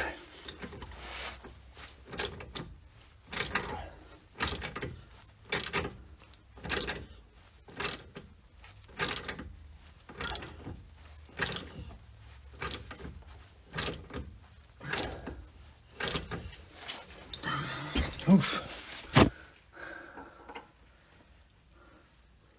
All right, I think that's got it.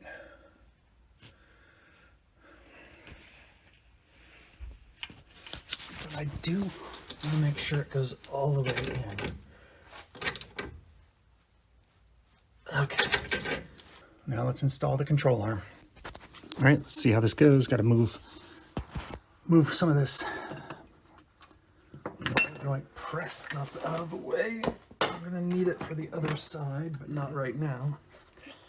Let's try and get this control arm in. B- for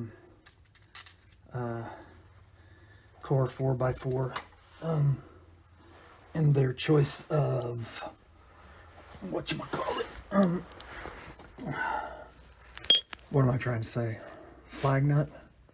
Not using a flag nut, I believe is what I'm trying to say. So, upper control arm here goes right here. I believe I want the, yeah, I think if I have the Zerk facing this way, they'll be easy to grease. Now all I've got to do is, this is why I give them a B- with a flag nut. I could, I wouldn't have to, I'm gonna have to use a socket or something to keep it from rotating on the inside, and trying desperately not to let this washer fall out and drop into the frame. Okay, there we go.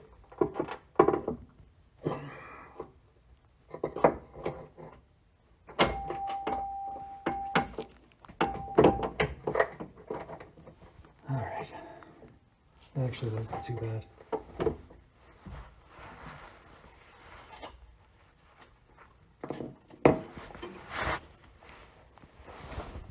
Don't forget to put these washers on either side. Alright. I'm just going to finger tighten that for now. So I can get this end on. This is going to be interesting because these polyurethane bushing, the bushing is just a tiny bit, it's just a tiny bit like wider than the control arm end right there. So I'm going to try greasing it up first, see if that helps, and it does look like I'm going to have to rotate the axle as well, which stinks because I am jacked up now. So, real pain in the ass. This is turning out to be a real pain in the ass. Handy dandy grease. We'll get both sides.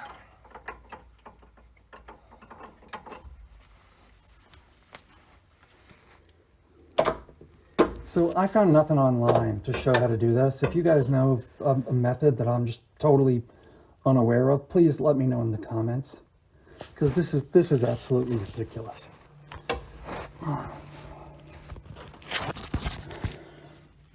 I mean, this is absolutely insane. What's happening here?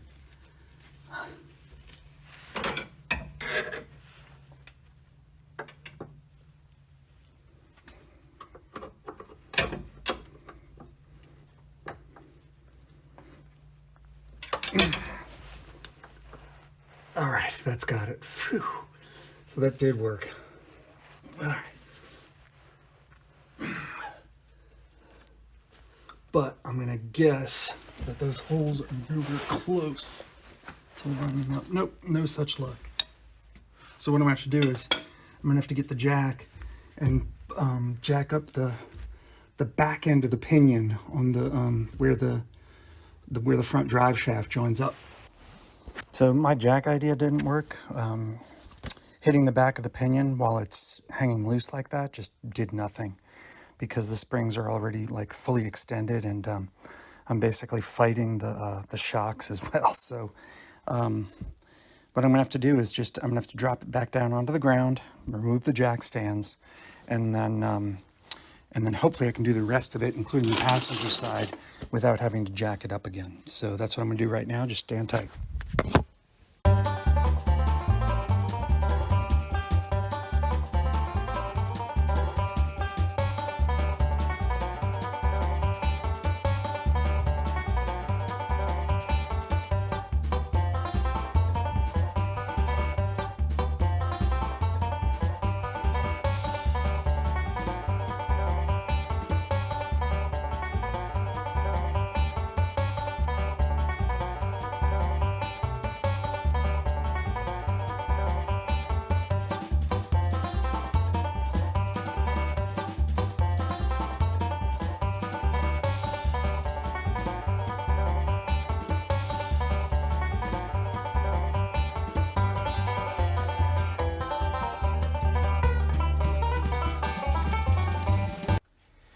Drop that down once.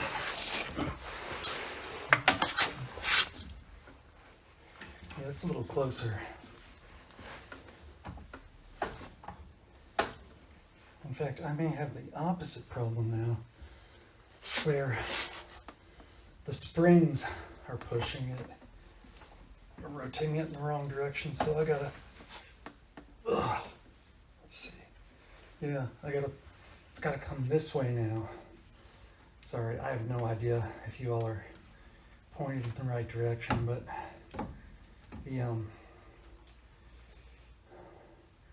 the control arm has to go that way, and the axle bushing has to go that way. So I am going to have to push up against the spring, which means pushing on the front end of the axle somewhere. Maybe again under where the whatchamacallit, the sway bar link attaches. So I just realized the microphone was pretty far away. I have to rotate the axle. Basically, I have to compress the springs just a little bit on the front side of the axle so it'll rotate backward. And I'm going to go ahead and do that now. And then hopefully I can get the bolt in at that point, if I can find it. Yeah, there it is. I'll do a better job with the microphone, I promise.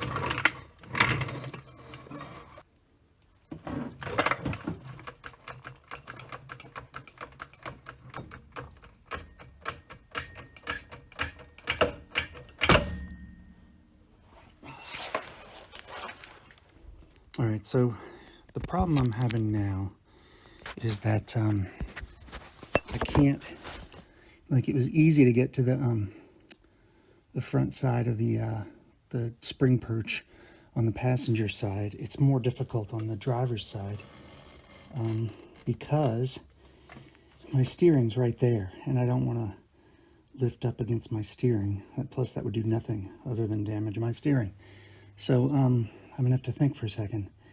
If I could have like a block of steel that would go between the steering linkage and the spring perch, so that I could use that. Maybe wood would do the trick. I'm gonna try some wood, see if that works. One of you is gonna try this and wind up, yeah, that's not safe. That isn't gonna work.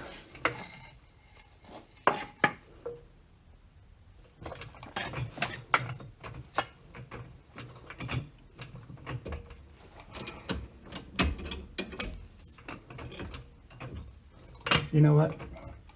My jack fits perfectly right between the steering and the axle. There is a bit of an angle. Let me see.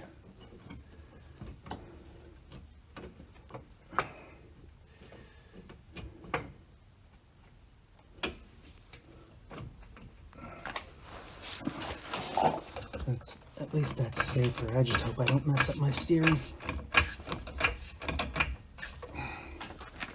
Let's see if that moved anything.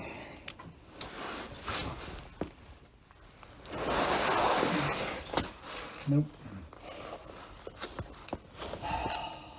Man. I don't know how I'm going to ratchet this. This is a real pain.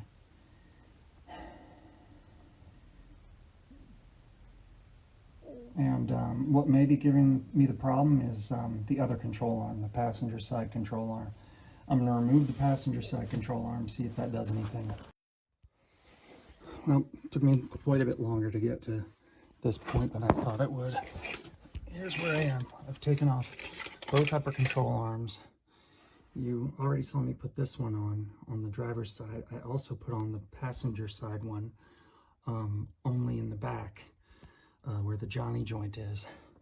I have lifted the axle just a little bit. Most of the weight now on the driver's side is off the ground and on the lift. It's not dangerous because the wheels are on and everything, and if the jack does fail, I'm making sure not to be any place where I'm gonna get crushed, etc. But anyway, I don't recommend doing it this way. So on the passenger side, what I wound up having to do was set up a ratchet strap, hooked it to the fender below the passenger side door there, and if you come forward, you can see it's connected to the bracket that holds the passenger side upper control arm bushing. So you can see I've got one bolt through up there, so that's good. I'm set over on the passenger side. Now I've got to get a bolt through over on the driver's side, and the hole on the driver's side, if I can get over here, is almost lined up. That ratchet strap ended up doing the trick. Let me see if I can get up here. So you can see the hole's almost lined up. I'm almost there. So I'm just going to tweak the ratchet strap once or twice, get the bolt in, and then hand tighten everything before I torque. Once I start to torque, I'll come back and show you the torque specs. All right, so finally got everything pieced together. Since all I have to do is tighten bolts at this point, I'm not gonna go through all the process of tightening the bolts. You probably know how to do that. The torque specs, though, I'll tell you right now. On the upper control arms, on the axle end right there, 55 foot-pounds. On the frame end for the upper control arms, 66 foot-pounds. And then both bolts for the lower control arm are 85 foot-pounds, axle and frame side. So that's from the field service manual. Double check that though, make sure I got my math right. And then that's it. Once you've gotten to this step, you're pretty much rebuilt. I still have a couple of final steps. I want to clean these off, put the core 4x4 stickers on. I have to align my front wheels, and I have to straighten my steering wheel.